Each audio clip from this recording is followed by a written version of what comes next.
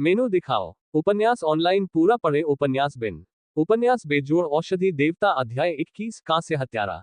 बेजोड़ औषधि देवता C21 कांस्य हत्यारा। पब फ्यूचर द्वारा विज्ञापन। अध्याय 21 कांस्य हत्यारा। अनुवादक सेलेफोटा _ संपादक रेगियस प्रोफेसर। चो यंग पिछले 2 दिनों से उदास थी।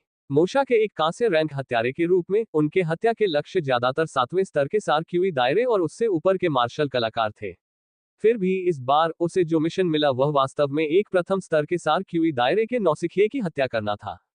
कांस्य रैंक हत्यारे की उपाधि प्राप्त करना दर्शाता है कि उसकी क्षमताओं को संगठन से पहले ही प्रारंभिक मान्यता मिल चुकी थी। चो यंग की ताकत 7वें स्तर के SAR-QE दायरे में थी, जिसका अर्थ है कि उसे मिलने वाले मिशन ज्यादातर उसके स्तर के अनुरूप थे, कभी कभी तो मार्शल कलाकारों के खिलाफ भी जो उससे ज्यादा शक्तिशाली थे। उसे पहले स्तर के SAR-QE दायरे के नौसिखिए की हत्या करने के लिए कहना उसके लिए बस एक तरह का अपमान था। चाओ यंग एक महत्वाकांक्षी हत्यारा था। उसका लक्ष्य गोल्ड रैंक हत्यारा बनना था। इसलिए मोशा में उसे जो प्रशिक्षण मिला वह काफी कठोर था। छिपना, दिखावे में बदलाव करना और एक वार में निश्चित रूप से मार डालना, उसने इन सभी का बहुत लगन से अध्ययन किया, जिसके कारण उसकी ताकत भी बहुत तेजी से बढ़ी। अपनी क्षमता को बढ़ाने के लिए चो यंग ने अक्सर काफी चुनौतीपूर्ण मिशन स्वीकार किए। एक अवसर ऐसा भी आया जब उसने 9वें स्तर के SAR-QE दायरे के लक्ष्य की हत्या करने का मिशन स्वीकार किया, जिसे वह बड़ी मुश्किल से पूरा कर पाया। तब से उसे संगठन से अधिक ध्यान मिला और उसे आवंटित संसाधनों में भी बहुत वृद्धि हुई। इस बार हत्या का लक्ष्य एक लापरवाह रेशमी पैंट था जिसके पास कोई योग्यता नहीं थी। एक 15 वर्षीय लेकिन केवल प्रथम स्तर के SAR-QE दायरे में, वह निश्चित रूप से सड़े हुए मिट्टी के समान था जो दीवार को पकड़ नहीं सकता। माना जाता है कि नियोक्ता ने कांस्य रैंक के हत्यारे को बाहर निकालने के लिए अनुरोध करने के लिए एक बड़ी राशि खर्च की। ऐसे लक्ष्य का सामना करते हुए चो यंग को उसे कुचलने के लिए केवल एक उंगली का उपयोग करने की आवश्यकता थी। हालांकि चाओ यंग एक बेहद पेशेवर हत्यारा था। हालांकि उसने नियोक्ता की बार बार की चेतावनी को पूरी तरह से खारिज कर दिया, फिर भी उसने पर्याप्त तैयारी की। उसी पेशे से जुड़े कई लोगों ने अपने खून का इस्तेमाल करके चो यंग को एक विशेष सत्य सिखाया: एक शेर खरगोश का शिकार करते समय भी पूरी ताकत लगा देता है। अतीत में कई नौसिखिए, यहां तक कि मोशा के कांस्य रैंक के हत्यारे भी अपने लक्ष्यों को खुले में मारने की कोशिश करते थे, सिर्फ इसलिए कि लक्ष्य बहुत कमजोर थे, लेकिन अंततः उन्हें अपनी जान गंवानी पड़ी। इसके अतिरिक्त ये भी उम्मीद थी कि लक्ष्य के पिता ने उसे ले जाने के लिए 2 विशेषज्ञों की योजना बनाई होगी, जिससे चाओ यंग के लिए चीजें बहुत परेशानी भरी हो जाएंगी। हालांकि चाओ यंग अपनी हत्या की तकनीक में बेहद आश्वस्त था। जब तक वह अनुकूल जलवायु और भौगोलिक लाभ का उपयोग करता, वह निश्चित रूप से 2 विशेषज्ञों की सुरक्षा में रहते हुए भी सफलतापूर्वक लक्ष्य की हत्या करने में सक्षम होगा। लेकिन कौन सोच सकता था कि वह मूर्ख रेशमी पैंट पहनने वाला व्यक्ति वास्तव में उन 2 अनुयायियों को साथ नहीं ले जाना चाहता था। इसके बजाय वह केवल एक अन्य गुंडे और एक युवती को साथ लेकर शहर से चला गया। हे, चूंकि तुम मौत को आमंत्रित कर रहे हो, तो मैं पीछे नहीं हटूंगा। चो यंग जो दूर से देख रहा था, इतना उत्साहित था कि उसका दिल बाहर निकलने वाला था। शहर से निकलने के बाद चाओ यंग उन तीनों का बहुत पीछे से पीछा कर रहा था, बिना किसी कदम के। उसने पहले ही राजधानी से डैनवू अकादमी तक जाने वाले मार्ग की जांच कर ली थी और पहले से ही एक जगह के बारे में सोच रखा था जहां वह हमला करेगा। पब फ्यूचर द्वारा विज्ञापन। ये तीनों लोग चिंतित नहीं लग रहे थे। वे अपना समय लेकर दृश्यों का आनंद ले रहे थे। हाँ, तुम लोग बस थोड़ी देर और मौज करो। आखिरकार ये तुम्हारे जीवन का आखिरी मौज मस्ती का पल है। चाओ यंग मन ही मन ठंडी हंसी हंसा। जब वे डैनवू अकादमी पहुंचने वाले थे, तो चो यंग ने चक्कर लगाया और उनसे आगे निकल गया और फिर चट्टानी इलाके में घात लगाकर बैठ गया। उसने पहले से ही तय कर लिया था कि यह उसके लिए हमला करने के लिए सबसे अच्छी जगह है। यहाँ चट्टानों ने एक असमान भूभाग बनाया था जो खुद को छिपाने के लिए फायदेमंद था। वह एक ही वार में ये युआन को मारने के लिए तैयार था। ठीक जब ये युआन और उसके साथी उसकी निश्चित मारक सीमा में प्रवेश करने वाले थे, तो वे तीनों रुक गए, जिससे चाओ यंग स्तब्ध रह गया। ... बाहर आओ। मुझे लगता है कि मिस्टर हमारे पीछे पीछे आने के बाद थक गए हैं। क्या मैं सही कह रहा हूँ? ये युआन के शब्द धीरे धीरे चो यंग के कानों में पड़े। किसी ने जवाब नहीं दिया। ये बदमाश, क्या वह अंधा अनुमान लगा रहा है? मुझे बाहर जाने के लिए धोखा देने की कोशिश कर रहे हो? हे, यही होगा। लेकिन ऐसा लगता है कि उसने इस बदमाश को कम आंका था। सोचिए कि उसने वास्तव में अनुमान लगाया था कि कोई उसे मारने के लिए लोगों को यहां भेजेगा। चूंकि ये युआन ने ये भविष्यवाणी की थी, तो वह अनुयायियों को साथ क्यों नहीं लाया? जब तक कि वे दो अनुयायी उनका पीछा नहीं कर रहे थे और खुद उसे भी इसका पता नहीं चला।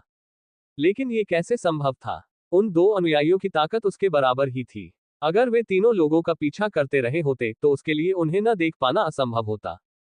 मोशा के एक कांस्य रैंक हत्यारे के रूप में चो यंग को लोगों को छिपाने और उनका पीछा करने की अपनी क्षमताओं पर काफी भरोसा था। अगर यह कोई spirit condensation real martial artist होता जो उनका पीछा करता, तो उसके लिए कुछ भी नोटिस न करना उचित होता। लेकिन वे दो अनुयायी सिर्फ essence qi real martial artist थे। ऐसा कोई तरीका नहीं था जिससे वह उन्हें न खोज सके। चाहे कुछ भी हो, जब तक वे उसके हमले की सीमा में प्रवेश करते रहेंगे, वह उस ये युआन को राजा यम से मिलने के लिए भेज देगा। युवा मास्टर, क्या बात है? लू एर को समझ में नहीं आया कि ये युआन अचानक ऐसा कुछ क्यों कह रहा है और उसने हैरानी से पूछा। बल्कि ये तांग यू था जिसकी सतर्कता काफी अधिक थी। जिस क्षण ये युआन ने ये शब्द कहे, तांग यू का पूरा शरीर सतर्क हो गया। हा, ये तो बस एक छोटा चोर है, कोई बड़ी बात नहीं, ये युआन ने बिना किसी परवाह के कहा। पब फ्यूचर द्वारा विज्ञापन। लू एर ने ये युआन के लापरवाह रवैये को देखकर मामले को और भी कम गंभीरता से लिया।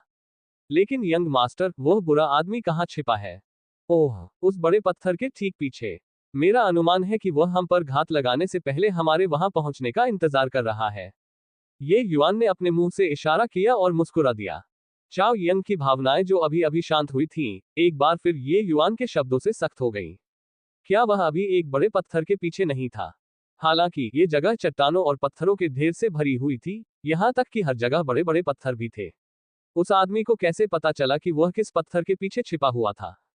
क्या अब भी मुझे बाहर निकालने की कोशिश कर रहे हो? मैं, चाओ यंग, एक पेशेवर हत्यारा हूं। इस बेहद कमजोर उकसाने वाली तकनीक का इस्तेमाल करके मुझे कैसे उकसाया जा सकता है? अरे, तुम्हारे दिल की हालत खराब है। ये ठीक नहीं है। ये युआन की आवाज एक बार फिर धीमी पड़ गई। चो यंग ने हिंसक कांपते हुए प्रतिक्रिया व्यक्त की। एक हत्यारे के रूप में चाओ यंग को हमेशा लगता था कि उसके दिल की स्थिति पहले से ही एक ऐसे क्षेत्र में प्रशिक्षित हो चुकी है जहां वह किसी भी गड़बड़ी से अप्रभावित है। हालांकि ये युआन के उन दो वाक्यों ने वास्तव में उसके दिल की स्थिति को बिगाड़ दिया। ये कैसे संभव था? दूसरी पार्टी केवल एक प्रथम स्तर सार क्यूई दायरे नौसिखिया है। क्या यह संभव है कि उसने सचमुच मुझे खोज लिया हो? वह धोखा तो नहीं दे रहा था। ठीक इसी समय ये युआन की राक्षसी आवाज एक बार फिर उसके कानों में गूंजी। क्या होगा? मैं एक पत्थर फेंक दूंगा। अगर मैं सही पत्थर पर मारूंगा तो तुम बाहर आ जाओगे, अगर मैं गलत पत्थर पर मारूंगा तो मैं चलता रहूंगा। कैसा रहेगा? जैसे ही आवाज बंद हुई, चो येन ने एक फुसफुसाहट सुनी, उसके बाद एक छोटे से पत्थर के एक चट्टान से टकराने की तीखी आवाज आई। जिस चट्टान के सहारे वह टिका हुआ था, चाओ यंग को एहसास हुआ कि उसकी किस्मत खराब थी। ये युआन वास्तव में जानता था कि वह यहाँ छिपा हुआ था और उसे धोखा देने की कोशिश नहीं कर रहा था। खुद को प्रकट करते हुए चाओ यंग ने पाया कि तीन युवक उसे घूर रहे थे। उनमें से एक युवक के चेहरे पर एक अजीब सी मुस्कान थी, जो संयोग से वही लक्ष्य था जिसकी हत्या करने के लिए उसे भेजा गया था। ये युआन, तुमने मुझे कैसे खोजा? चो यंग ने उदास चेहरे से पूछा। वह ये समझने में असमर्थ था कि प्रथम स्तर का सार क्यूई क्षेत्र का नौसिखिया उसे कैसे खोज सकता है। अभी वह सबसे अधिक ये जानना चाहता था कि उसकी छिपने की चाल में कहां गलती हुई, ताकि आज के मिशन के बाद सुधार किया जा सके। जहां तक इस बात का सवाल है कि उसके सामने खड़े ये तीन लोग उसके लिए खतरा हैं या नहीं, इस पर उसने कभी विचार भी नहीं किया था। मोशा के कांस्य रैंक के हत्यारे को तीन नए खिलाड़ियों द्वारा पराजित करना कैसे संभव था? जानना चाहते हो कैसे? तुम्हें नहीं बताऊंगा। ये युआन ऐसा लग रहा था जैसे वह बताने को तैयार नहीं था, और उसके लिए चाओ यंग के सवाल का जवाब देना भी असंभव था। वह चाओ यंग को यह नहीं बता सकता था कि इस शरीर में एक अद्भुत आत्मा है, मौत को दावत दे रहा है। ठीक उसी समय जब चाओ यंग हमला करने वाला था, वह अचानक रुक गया। ये, क्या आपको लगता है कि वह वास्तव में तीसरे स्तर के सार क्यूई क्षेत्र में है?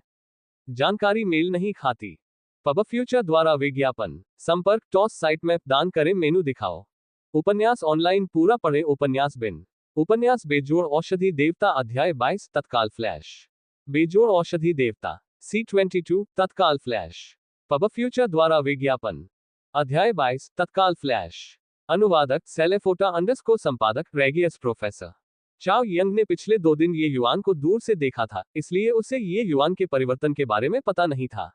अब जब वह ये युआन का सामना कर रहा था, तो उसे एहसास हुआ कि उसकी हत्या का लक्ष्य पहले से ही तीसरे स्तर के सार क्यू क्षेत्र में था।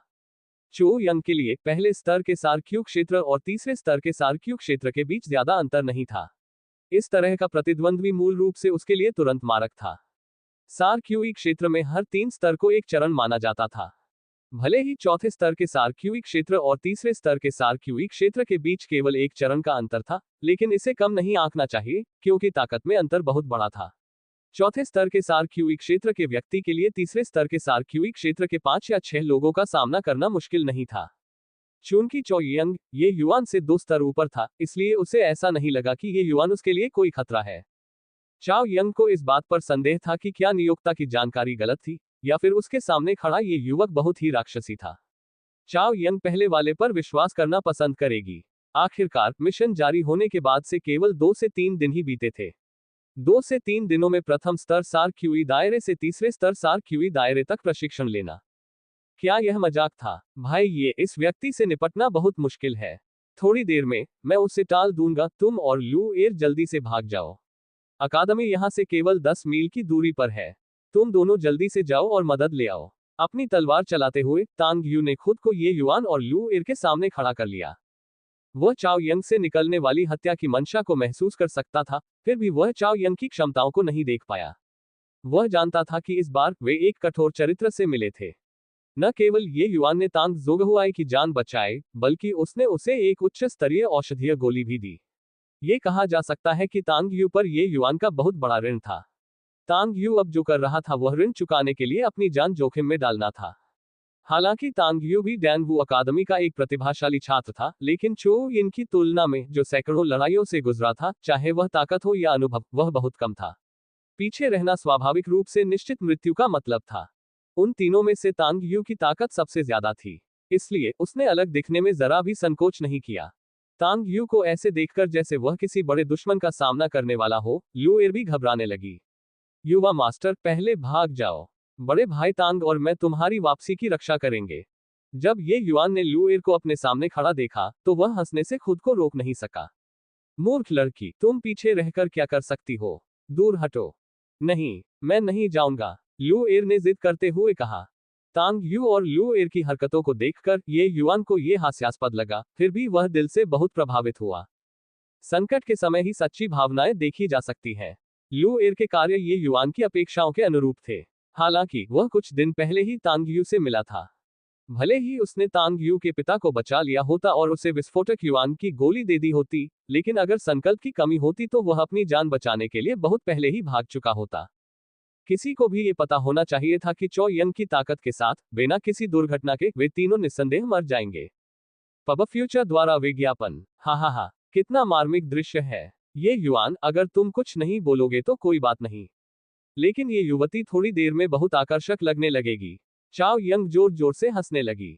इस बिंदु पर चाओ यंग को विश्वास था कि इस ये युआन ने निश्चित रूप से कुछ तकनीक विकसित की है, या उसके पास कुछ खजाना है, जिससे ये युआन ने उसका स्थान पता लगाया। ऐसी तकनीक या ऐसा खजाना उसके लिए बहुत उपयोगी था, इसलिए उसे लगा कि चाहे जो भी हो, उसे इसका उत्तर देना ही होगा। इसके अलावा लू एर वाकई आकर्षक था। वह यह मौका क्यों जाने देगा? तुम लोग रास्ता बनाओ। ये युआन ने लू एर और तांग यू को एक तरफ धकेल दिया और सामने खड़ा हो गया। उसके चेहरे पर अभी भी मुस्कान थी, लेकिन अब वह मुस्कान बर्फ की तरह ठंडी हो गई थी। अचानक उसके दिल में एक अजीब सी ठंडक भर गई।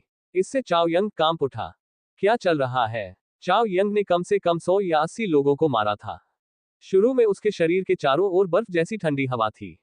भले ही अभी उसके सामने कोई spirit condensation real martial artist खड़ा हो, लेकिन उसे हिला पाना असंभव होगा। फिर भी जब वह इस third level essence Q realm वाले लड़के का सामना कर रहा था, तो उसे वाकई ठंड लग रही थी। चाओ यंग को लगा कि आज जो कुछ भी हुआ वह बहुत असामान्य था। यह एक ऐसा मिशन था जो बिना किसी संदेह के सरल था। चीजें इतनी विचित्र क्यों हो गईं? शुरू में तुम्हारे और मेरे बीच कोई दुश्मनी नहीं थी। शुरू में मैं सिर्फ तुम्हारे साथ कुछ आजमाना चाहता था, क्योंकि तुम दूसरों के पैसे लेकर उनकी मुसीबतें टालने में मदद कर रहे हो। लेकिन जब तुमने लू एर के बारे में विचार रखने की हिम्मत की, तो अपनी जान लेने के लिए मुझे दोष मत दो। ये युआन के शब्दों से हड्डियों में चुभने वाली ठंडक प्रकट हुई। इस बिंदु पर ये युआन ने एक औषधीय गोली निगल ली, जिसे उसने यात्रा शुरू करने से पहले परिष्कृत किया था। चूंकि वह जानता था कि यह यात्रा खतरनाक होगी, इसलिए ये युआन स्वाभाविक रूप से तैयार नहीं होगा। इस औषधीय गोली का नाम 5 एलिमेंट स्पिरिटलिन पिल रखा गया था। इसे औषधीय जड़ी बूटियों का उपयोग करके परिष्कृत किया गया था, जिसमें धातु, लकड़ी, पानी, आग और पृथ्वी जैसी 5 अलग अलग विशेषताएं थीं। Essence qi real martial artist इसे खाने के बाद कुछ समय के लिए अपनी ताकत को सीधे एक पूरे चरण तक बढ़ा सकता था। हा, ये तो बहुत मजेदार है। मैं देखना चाहता हूं कि तुम जैसा third level essence qi real वाला लड़का मेरी जान कैसे ले सकता है। चाओ यंग की भावनाएं उतनी शांत नहीं थी जितनी कि वह इस समय अपने चेहरे पर दिखा रहा था।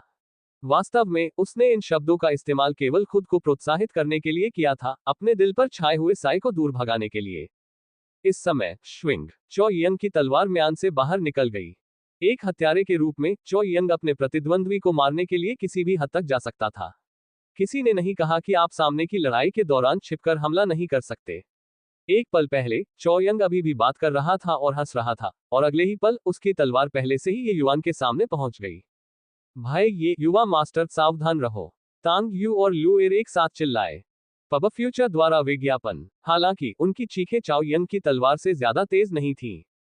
जब तक वे प्रतिक्रिया करते, तब तक चाओ यंग की तलवार पहले ही ये युवान के शरीर में घुस चुकी थी। युवा मास्टर, भाई, ये दृश्य देखकर तांग यू और लू एर ने दिल दहला देने वाली चीख मारी। चाओ यंग को लगा कि कुछ गड़बड़ है। उसकी तलवार जाहिर तौर पर ये युवान के शरीर से होकर गुजरी, लेकिन उसके हाथ को कुछ महसूस क्यों नहीं हुआ। चाओ यंग ने अपनी तलवार इतनी जल्दी क्यों खींची, इसका कारण न केवल ये था कि वह सतर्क था, बल्कि इसलिए भी कि उसके दिल में बेचैनी लगातार बढ़ती जा रही थी। उसने देखा कि ये युवान ने वह औषधीय गोली निगल ली। हालांकि उसे विश्वास नहीं था कि ये युवान सिर्फ कुछ गोलियां खाकर उसे धमका सकता है, लेकिन एक ऐसे व्यक्ति के रूप में जो हमेशा सतर्क रहता था, उसने अपनी तलवार खींचने में बिल्कुल भी संकोच नहीं किया। केवल एक मृत व्यक्ति ही किसी को चैन की नींद दे सकता है। हालांकि उसने स्पष्ट रूप से ये युवान को मार डाला था, लेकिन उसके दिल में यह अशुभ भावना अभी भी क्यों थी। इस समय ये युवान जिसे चाओ यंग ने चाकू मारा था, धीरे धीरे विलुप्त हो गया और फिर शून्य में बदल गया। चाओ यंग ने जो वार किया वह वास्तव में एक काल्पनिक छवि मात्र थी। अरे, दुश्मन को पीठ दिखाना तुम्हारे लिए बहुत खतरनाक है। ये युवान की आवाज सुनकर चो यंग का गला रूंध गया। ये कैसे संभव है? मैंने पहले ही उसे चाकू मार दिया है। Instant flash. ये वास्तव में इंस्टेंट फ्लैश है, तांग यू ने कहा। युवा मास्टर, ये बहुत अच्छी बात है कि आप ठीक हैं। लू एर ने प्रसन्नतापूर्वक आश्चर्यचकित होकर चिल्लाया। हा, बेशक मैं ठीक हूँ। तुम्हारा युवा स्वामी इतनी आसानी से कैसे मर सकता है? ये युवान ने मुस्कुराते हुए कहा। भाई, ये वास्तव में ऐसे कठिन फुटवर्क में महारत हासिल करने में कामयाब रहे। इसके अलावा इसका आपका उपयोग बिल्कुल शानदार था। क्या प्रतिभा है! तांग यू ने क्षमता के इस प्रदर्शन पर आश्चर्य व्यक्त किया। बस एक मामूली कौशल। दूसरे लोगों के लिए इंस्टेंट फ्लैश एक अविश्वसनीय रूप से गहरा फुटवर्क था जिसे समझना बेहद मुश्किल था। हालांकि ये युवान के लिए इस स्तर के फुटवर्क में कोई चुनौती नहीं थी। इंस्टेंट फ्लैश देखने में प्रभावशाली लग सकता है, लेकिन यह वास्तव में केवल एक फुटवर्क तकनीक थी जो उपयोगकर्ता को एक छोटे दायरे में स्वतंत्र रूप से घूमने की अनुमति देती थी। ये केवल एक मार्शल तकनीक थी जो बहुत गहन नहीं थी। हालांकि इस फुटवर्क में हेवनली दाव शामिल था जिससे इसे सीखना आसान था, लेकिन इसमें महारत हासिल करना चुनौतीपूर्ण था। एक साधारण व्यक्ति जो इसमें महारत हासिल करना चाहता था, उसे यह अविश्वसनीय रूप से कठिन लगता। डेन वू अकादमी के भीतर भी इंस्टेंट फ्लैश एक बेहद चुनौतीपूर्ण तकनीक थी जिसमें शायद ही कोई महारत हासिल कर पाता। हालांकि स्वर्गीय दाव का ये स्तर ये युवान के लिए उल्लेख करने योग्य नहीं था, जिसके पास एक बार अविश्वसनीय रूप से उच्च साधना स्तर था। पब फ्यूचर द्वारा विज्ञापन। संपर्क टॉस साइट मैप दान करें, मेनू दिखाओ। उपन्यास ऑनलाइन पूरा पढ़े। उपन्यास बिन। उपन्यास बेजोड़ औषधि देवता अध्याय 23। मैं केवल एक उंगली का उपयोग करूंगा। बेजोड़ औषधि देवता C23। मैं केवल एक उंगली का उपयोग करूंगा। पब फ्यूचर द्वारा विज्ञापन। अध्याय 23। मैं केवल एक उंगली का उपयोग करूंगा। अनुवादक सेलेफोटा _ संपादक रेगियस प्रोफेसर। सच तो यह है कि ये हंग द्वारा ये युवान को डैन वू अकादमी में भेजने से कुछ फायदे तो थे ही। वह व्यक्ति कम से कम कुछ क्लास में तो जाएगा और कुछ सीखेगा। हालांकि ये बातें वर्तमान ये युवान के लिए उल्लेख करने लायक नहीं थी, फिर भी लोगों को बेवकूफ बनाने के लिए यह एक बहुत अच्छा विकल्प था। ये युवान की वर्तमान ताकत के साथ इंस्टेंट फ्लैश एक व्यावहारिक मार्शल तकनीक थी, फिर भी बहुत अधिक विशिष्ट नहीं थी। यद्यपि यह मार्शल तकनीक हल्के फुल्के ढंग से स्वर्गीय दाव को घेरती थी, परंतु वास्तव में यह उसके एक कोने को ही छूती थी। इसे दहलीज पार करना भी नहीं माना जाता था। ये युवान ने पिछले कुछ दिनों में अपने पूर्ववर्ती की यादों को फिर से संगठित करने में बिताया। अपने पूर्ववर्ती की कक्षाओं से इन अस्पष्ट छापों पर भरोसा करके वह कई बुनियादी मार्शल तकनीकों को समझने में कामयाब रहा, जिनमें से एक इंस्टेंट फ्लैश भी था। वास्तव में ये युआन द्वारा निष्पादित किया गया इंस्टेंट फ्लैश सही लग रहा था, लेकिन वास्तव में यह अलग था। लेकिन ये युआन की समझ के साथ इसे निष्पादित करने से यह अकादमी में शिक्षकों द्वारा प्रदर्शित किए गए लोगों की तुलना में केवल मजबूत था, न कि कमजोर। कोई आश्चर्य नहीं कि आप अपने साथ फॉलोअर्स नहीं लाने की हिम्मत रखते हैं। ये सोचना कि आपका इंस्टेंट फ्लैश पहले ही इस स्तर पर पहुंच चुका है बहुत प्रभावशाली। ऐसा लगता है कि रिपोर्ट में आपके बारे में किया गया मूल्यांकन काफी भ्रामक था। चाओ यंग स्वाभाविक रूप से जानता था कि इंस्टेंट फ्लैश कोई अनोखी मार्शल तकनीक नहीं थी। हालांकि चूंकि इंस्टेंट फ्लैश एक फुटवर्क तकनीक थी जिसमें गति की सीमा बहुत कम थी, इसलिए ये हत्या के लिए बहुत उपयोगी नहीं थी। यही कारण था कि उसने इसका ज्यादा अध्ययन नहीं किया। मार्शल तकनीक की महारत को कई श्रेणियों में वर्गीकृत किया जा सकता है, निम्न से उच्च तक क्रमशः: प्रवेश चरण, छोटी सफलता का चरण, बड़ी सफलता का चरण, महान वृत्त चरण और पौराणिक भ्रम तोड़ने का चरण। फिर भी चाओ यंग जानता था कि इंस्टेंट फ्लैश को पीछे एक छवि छोड़ने के लिए उसे कम से कम ग्रेट सकल स्टेज तक पहुंचना होगा। ग्रेट सकल स्टेज तक ऐसी अद्भुत मूवमेंट तकनीक को प्रशिक्षित करने में सक्षम होने के लिए, जब तक कि वह मूवमेंट तकनीक में विशेषज्ञता रखने वाले किसी मार्शल आर्टिस्ट से नहीं मिलता और प्रतिद्वंद्वी एसेंस क्यूई दायरे और उससे नीचे होता, तो उसके पास मूल रूप से आत्म संरक्षण की क्षमता होती। इसमें कोई आश्चर्य नहीं कि इस लड़के ने इतना अहंकारी होने का साहस किया। वास्तव में उसमें कुछ क्षमताएं थीं। एक हत्यारे के रूप में चो यंग के पास स्वाभाविक रूप से एक आंदोलन तकनीक थी जिसमें वह माहिर था। हालांकि उसकी आंदोलन तकनीक को केवल बड़ी सफलता के चरण तक ही प्रशिक्षित किया गया था। महान सकल चरण से अभी भी काफी दूरी थी। यह सोचना गलत होगा कि बड़ी सफलता के चरण और महान चक्र चरण के बीच केवल एक क्षेत्र का अंतर था। मार्शल तकनीक में महारत हासिल करने के लिए यह स्वर्ग और पृथ्वी जितना दूर था। महान चक्र चरण का मतलब होगा मार्शल तकनीक को शिखर तक प्रशिक्षित करना, बिना किसी सुधार के आगे की कोई गुंजाइश के। उन राक्षसों को छोड़कर जिनके पास अविश्वसनीय समझ है, महान चक्र चरण तक मार्शल तकनीक को प्रशिक्षित करना बहुत मुश्किल होगा। जहां तक पौराणिक भ्रम तोड़ने के चरण का सवाल है, इसका अर्थ होगा महान वृत्त चरण से बाहर निकलना और एक वैकल्पिक संभावना का निर्माण करना, मूल मार्शल तकनीक से एक प्रकार का विकास। भ्रम को तोड़ने के चरण तक मार्शल तकनीक को प्रशिक्षित करने के लिए आवश्यकताएं इतनी कठोर थी कि इससे किसी के रोंगटे खड़े हो जाते थे। यही कारण है कि इसे एक महान चरण माना जाता था। आमतौर पर महान सकल चरण तक मार्शल तकनीक को प्रशिक्षित करना उच्चतम चरण प्राप्त करने का प्रतिनिधित्व करता है। चो यिन को हमेशा से अपनी चाल पर कुछ हद तक भरोसा था, लेकिन वह सिल्क पेंट से हारना नहीं चाहता था। तुमने मेरी चापलूसी की, लेकिन कोई बोनस अंक नहीं है। तुम्हें अभी भी मरना होगा, ये युआन ने हल्के से कहा। हा, जैसे कि उसने अभी अभी कोई मजेदार चुटकुला सुना हो, चाओ यिन ने बेतहाशा हंसते हुए कहा, स्वर्ग और पृथ्वी की विशालता को न जानना। मैं मानता हूं कि मेरी हरकतें तुम्हारी तुलना में कमतर हैं, लेकिन मुझे नहीं लगता कि तुम्हारे बगल में बैठे उन दो लोगों के पास भी ग्रेट सकल स्टेज पर हरकत करने की तकनीक है ना? मैं देखना चाहता हूं कि तीसरे स्तर के सार क्यू दायरे में तुम्हारे जैसा कमजोर रेशमी पैंट सीधे मेरे वार को कैसे झेल पाएगा। चाओ यंग युद्धों में अनुभवी था। एक वार चूकने के बाद उसने तुरंत दूसरा रास्ता तलाश लिया। जाहिर है, ये युआन के बगल में खड़े दो लोग उसकी सबसे बड़ी कमजोरी थे। पब फ्यूचर द्वारा विज्ञापन। तांग यू अभी भी ठीक थी, लेकिन लू एर चाओ यंग की नजर में वध के लिए प्रतीक्षा कर रही एक भेड़ थी। तुम्हारी चाल बहुत तेज है। अगर मैं तुम्हें सीधे मुझसे लड़ने के लिए मजबूर करूं तो तुम्हारे तेज होने का क्या फायदा? फिर भी इस क्षण उसके चेहरे पर वह जंगली मुस्कान जम गई। उसकी जगह जो आया वह था घबराहट, क्योंकि इस समय ये युआन की आभा हर किसी की धारणा के तहत विस्फोटक रूप से बढ़ने लगी थी। शीर्ष तृतीय स्तर सार क्यूई क्षेत्र, चौथा स्तर सार क्यूई क्षेत्र, पांचवा स्तर सार क्यूई क्षेत्र, छठे स्तर सार क्यूई क्षेत्र। ये युआन का साधना क्षेत्र तीसरे स्तर के सार क्यू क्षेत्र से चौथे स्तर के सार क्यू क्षेत्र तक अपनी अड़चन को तोड़ता हुआ तेजी से आगे बढ़ता रहा। ये तब तक जारी रहा जब तक कि यह छठे स्तर के सार क्यू क्षेत्र को पार नहीं कर गया। यह दृश्य देखकर चो यंग हक्का बक्का रह गया और एक पल के लिए अपनी चाल चलना ही भूल गया। ये कैसे संभव है? चो यंग ने ठंडी सांस ली। उसे अचानक वह दृश्य याद आ गया जब ये युआन ने औषधीय गोली निगल ली थी और उसने मन ही मन सोचा, क्या ये संभवतः उस औषधीय गोली का प्रभाव हो सकता है? यद्यपि उसने सुना था कि कुछ औषधीय गोलियां अस्थायी रूप से शक्ति बढ़ाने में सक्षम है, ये पहली बार था जब उसने एक औषधीय गोली देखी जो लगातार 3 छोटे साधना क्षेत्रों को बढ़ा सकती थी। चाओ यंग ये सोचने से खुद को रोक नहीं पाया कि यदि उसके पास ऐसी कोई औषधीय गोली होती, तो क्या मिशन पूरा करना सब्जियों को काटने जितना आसान नहीं होता। फिर भी वास्तविकता ये थी कि एक नौसिखिया, जो उससे 4 छोटे साधना क्षेत्रों का अंतर रखता था, पलक झपकते ही उससे केवल एक छोटे साधना क्षेत्र का अंतर पैदा कर लेता था। हालांकि छठे स्तर का सारक्यूई क्षेत्र और 7वें स्तर का सारक्यूई क्षेत्र एक ही स्तर पर नहीं थे, लेकिन इसमें कोई संदेह नहीं है कि ये युआन के पास अब उसके साथ लड़ने के लिए पूंजी थी। उसके इंस्टेंट फ्लैश के महान सकल चरण में होने के साथ, ये युआन के लिए उससे लड़ना संभव हो सकता है। चाओ यंग को अचानक लगा कि आज का दिन बहुत अजीब था। उसके सामने इस बदमाश ने उसे वाकई बहुत सारे आश्चर्य दिए थे। शुरू में वह अभी भी इस बात पर बड़बड़ा रहा था कि यह मिशन कितना सरल था। अब वह इस मिशन को लेने के लिए कुछ हद तक पछतावे से खुद को नहीं रोक सका। हालांकि चाहे कुछ भी हो जाए, मिशन पूरा करना जरूरी था। अन्यथा वह संभवतः वह दर्जा खो देगा जो उसने मोशा में कड़ी मेहनत करके अर्जित किया था। जाहिर है, चो यंग अभी भी मिशन को पूरा करने के बारे में क्यों सोच रहा था। इसका कारण ये था कि ये युआन द्वारा पंच तत्व आत्मा लिंक गोली निगलने के बाद भी उसका साधना क्षेत्र अंततः छठे स्तर के सारक्यू क्षेत्र पर रुक गया था। यह एक ऐसा साधना क्षेत्र था जिसे वह संभाल सकता था।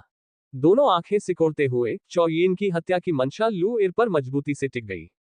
एक शब्द मार डालो। पब फ्यूचर द्वारा विज्ञापन। चाओ यंग ने तुरंत अपना सबसे शक्तिशाली दांव खेला, जिसका इस्तेमाल उसने अतीत में अनगिनत विरोधियों को खत्म करने के लिए किया था। वन वर्ड किल, सरल और सीधा, फिर भी ये दबंग था। एक सीधा कदम जो बिल्कुल भी आकर्षक नहीं था। लू एर वहीं खड़ी रही और कोई प्रतिक्रिया करने में असमर्थ रही क्योंकि तलवार पहले ही उसके सामने पहुंच चुकी थी। चो यंग के चेहरे पर एक भयानक मुस्कान चमक उठी, मानो वह सुंदरी लू एर को मरते हुए देख रहा हो और ये युआन के हृदय विदारक दुख की छवि देख रहा हो। हालांकि जैसे ही चो यंग की तलवार लू एर के गले में घुसने वाली थी, डिंग, उसका तलवार पकड़ने वाला हाथ सुन्न हो गया और वह छोटी तलवार जो कभी उसकी बगल से हटी ही नहीं थी, उड़ गई। एक भयानक शक्ति का संचार हुआ और चो यंग भी उड़कर दूर चली गई। अभी अभी महत्वपूर्ण क्षण पर ये युआन इंस्टेंट फ्लैश के साथ लू एर के पास पहुंचा, जबकि उसके द्वारा बाद में छोड़ा गया हमला पहले हुआ। उसने केवल अपनी उंगली बाहर निकाली और हल्के से टैप किया, जो सटीक रूप से चो यंग की छोटी तलवार पर लगा और उसे उड़ा दिया। पूर्ण यांग फिंगर। ये युआन की निरपेक्ष यांग फिंगर में पहले से ही कुछ प्रगति हुई थी। कई दिनों की साधना के बाद वो प्रवेश चरण तक पहुंच गई थी। इस रैंक की मार्शल तकनीक सीखना इतना आसान नहीं था। कुछ ही दिनों में प्रवेश स्तर तक पहुंचना दिखाता है कि ये युआन की प्रतिभा कितनी उत्कृष्ट थी। भले ही ये केवल पूर्ण यांग फिंगर का प्रवेश चरण था, लेकिन ये युआन के वर्तमान छठे स्तर के सारक्यूई क्षेत्र के साथ इसे निष्पादित करना कुछ ऐसा नहीं था जिसे चाओ यंग झेल सके। चो यंग जमीन पर लुढ़क गया। पुहवाक, उसने मुंह भर खून थूका। चाओ यंग को देखते हुए ये युआन ने ठंडे स्वर में कहा, मैं केवल एक उंगली का उपयोग करूंगा। आप बच सकते हैं या नहीं, यह आपकी क्षमताओं पर निर्भर है। अभी चाओ यंग के अंदरूनी अंग उथल पुथल में थे, लेकिन उसे पता था कि वह एक मुश्किल स्थिति में आ गया है। यह बदमाश स्पष्ट रूप से एक बाघ को खाने के लिए सुअर होने का नाटक कर रहा था। वह बहुत ताकतवर था। अपनी चोटों को बलपूर्वक दबाते हुए चो यंग को किसी और चीज की परवाह नहीं रही और उसने अपने शरीर में सभी सार ऊर्जा को बेतहाशा प्रसारित करना शुरू कर दिया। वह भागना चाहता था। चाओ यंग ये युआन की बढ़ती हत्या की मंशा को महसूस कर सकता था। स्पष्ट रूप से लू एर को मारने की उसकी हरकतों ने ये युआन को पूरी तरह से क्रोधित कर दिया था। चाओ यंग ने भागने के लिए अपने शरीर की सारी ताकत लगा दी। उसे ये भी महसूस हो रहा था कि उसकी मौजूदा गति पहले से कहीं ज्यादा तेज थी। यह इतनी तेज थी कि उसकी चाल तकनीक ने महान वृत्त चरण की दहलीज को छू लिया था। इस खोज से वह खुशी से फूले नहीं समाये। मैं बच सकता हूँ। मैं निश्चित रूप से बच सकता हूँ। चाओ यंग अपने मन में चिल्ला रहा था और फिर उसकी चेतना धीरे धीरे धुंधली हो गई। पब फ्यूचर द्वारा विज्ञापन। संपर्क टॉस साइट मैप दान करें मेनू दिखाओ। उपन्यास ऑनलाइन पूरा पढ़े। उपन्यास बिन। उपन्यास बेजोड़ औषधि देवता अध्याय 24। अच्छे कुत्ते पैरों के नीचे नहीं आते। बेजोड़ औषधि देवता C24। अच्छे कुत्ते पैरों के नीचे नहीं आते। पब फ्यूचर द्वारा विज्ञापन। अध्याय 24। अच्छे कुत्ते पैरों के नीचे नहीं आते। अनुवादक सेलेफोटा अंडरस्कोर संपादक रेगियस प्रोफेसर। चाओ यंग को भागने की कोशिश करने के लिए अपनी आंदोलन तकनीक का उपयोग करते हुए देखकर ये युआन ने अपनी उंगली को इत्मीनान से उठाया और स्पिरिट ब्रिस्टल 9 यांग दिव्य कला का उपयोग करके अपनी पूरी शक्ति के साथ सार ऊर्जा को प्रवाहित किया। एक उंगली आगे की ओर इशारा करती है और ये युआन की उंगली से एक निराकार शक्ति निकलती है। ये हवा को चीरती हुई एक पल में चो यंग के दिल में घुस जाती है। ये बल इतना तेज और भयंकर था कि चो यंग को अपनी चोट का एहसास तक नहीं हुआ। उसका शरीर कई मीटर तक आगे की ओर बढ़ता रहा और बेहोश होने के बाद ही वह गिर पड़ा। पूर्ण यांग फिंगर अतुलनीय रूप से प्रभावशाली थी। बल बिखरने के बजाय केंद्रित होकर बाहर निकला, जिसके परिणामस्वरूप एक अविश्वसनीय रूप से शक्तिशाली, सटीक और घातक हमला हुआ। ये युआन की छठी स्तर की सार्क्यूइक क्षेत्र शक्ति का उपयोग करके निष्पादित होने के कारण इसकी घातकता को स्पष्ट रूप से कम करके नहीं आंका जा सकता था। बेशक एब्सोल्यूट यांग फिंगर में कोई कमी नहीं थी। सबसे बड़ी खामी ये थी कि इसे चार्ज होने में बहुत समय लगता था। यही कारण था कि अभी अभी लू एयर को बचाते समय ये युआन थोड़ा धीमा था। हकीकत में अगर चो यंग ने लापरवाही से ये युआन के साथ इतनी निकटता से उलझकर ये युआन को अपनी पूरी ताकत लगाने में असमर्थ बना दिया, तो उसके बचने की संभावना बहुत कम हो सकती है।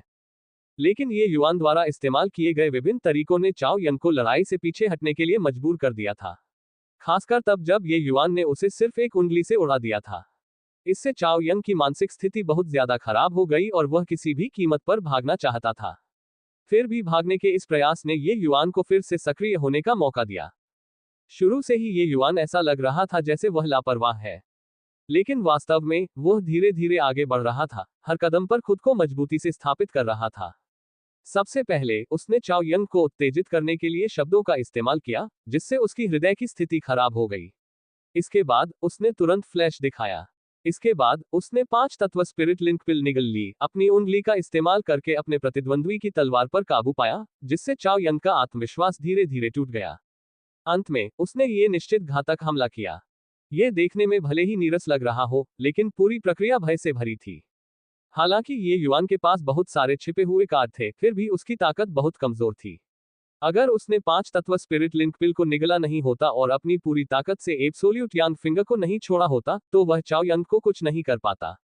भाई तांग, जाने का समय हो गया है, ये युआन ने तांग यू से हल्के से कहा। उसने जमीन पर लेटे हुए चाओ यंग की ओर देखने की भी जहमत नहीं उठाई।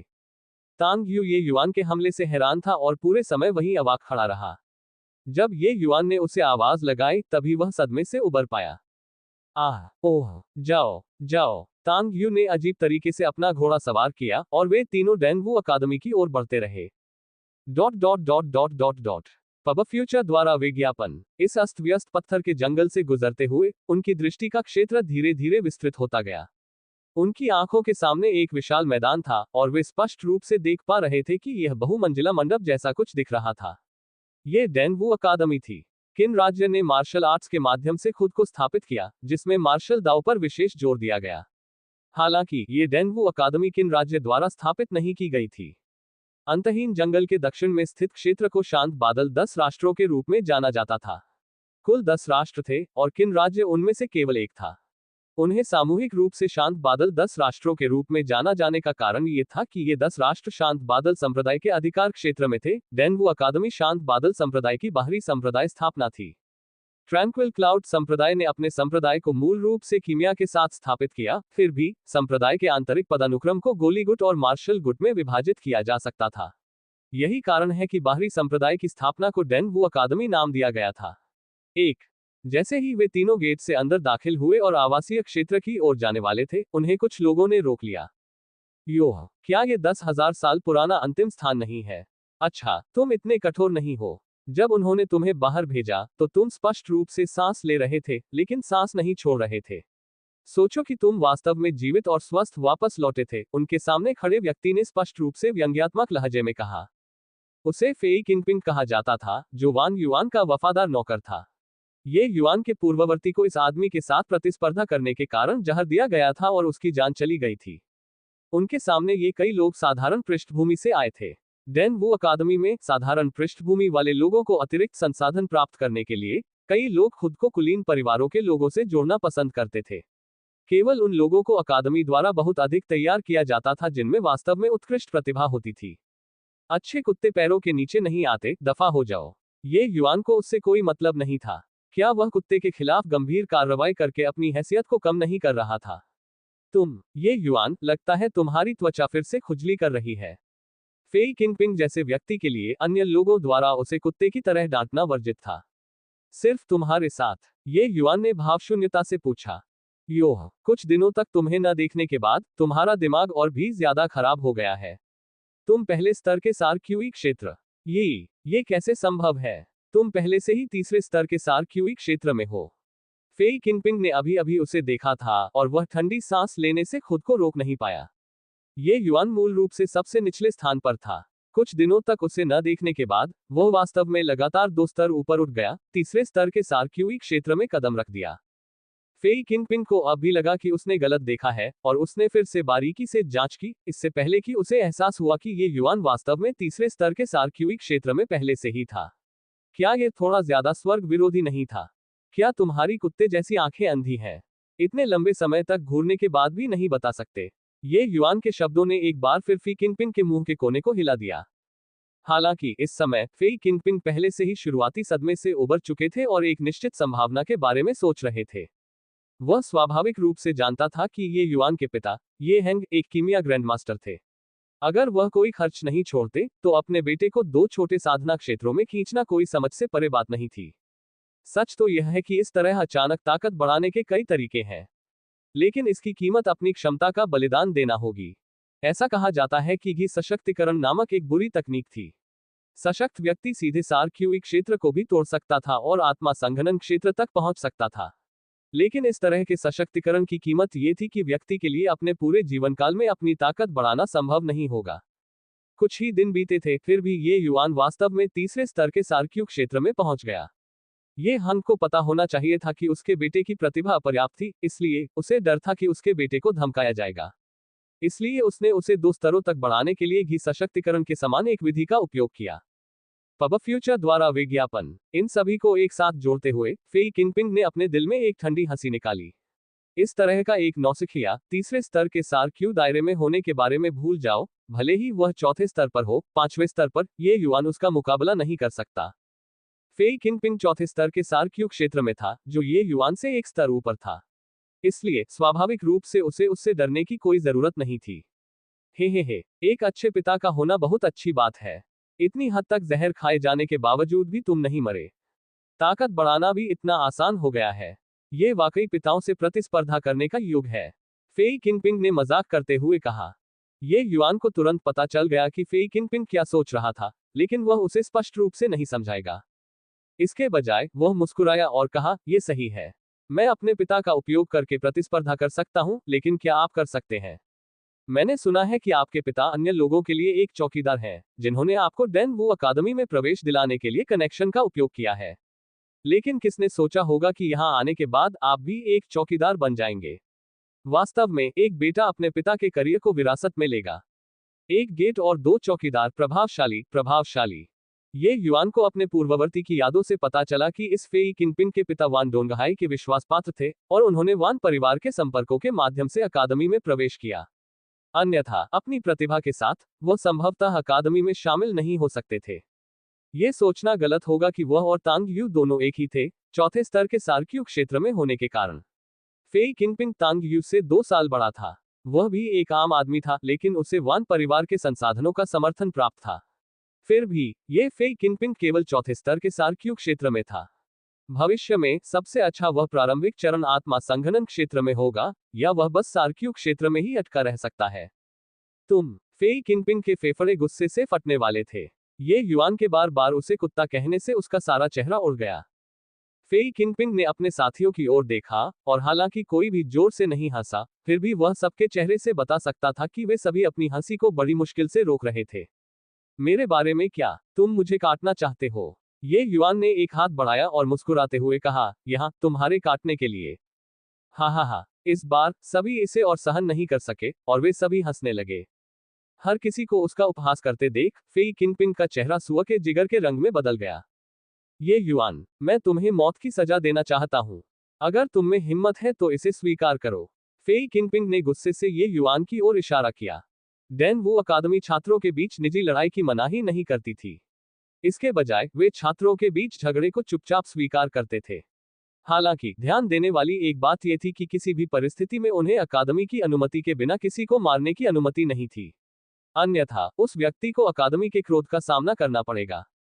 हालांकि यदि दोनों पक्ष जीवन मृत्यु का अनुबंध तय करने पर सहमत हो जाते हैं, तो न केवल अकादमी इसे रोकेगी, बल्कि मृत्यु मैच की मेजबानी के लिए एक प्रशिक्षक भी भेजा जाएगा। ये युआन ने आश्चर्यचकित भाव प्रकट करते हुए पूछा, क्या तुम सच में मौत का मुकाबला करना चाहते हो? डर गए? अगर डर गए हो तो मेरे लिए 3 बार घुटने टेको और जोर से प्रणाम करो। उसके बाद 3 बार कहो, मैं एक कुत्ता हूं।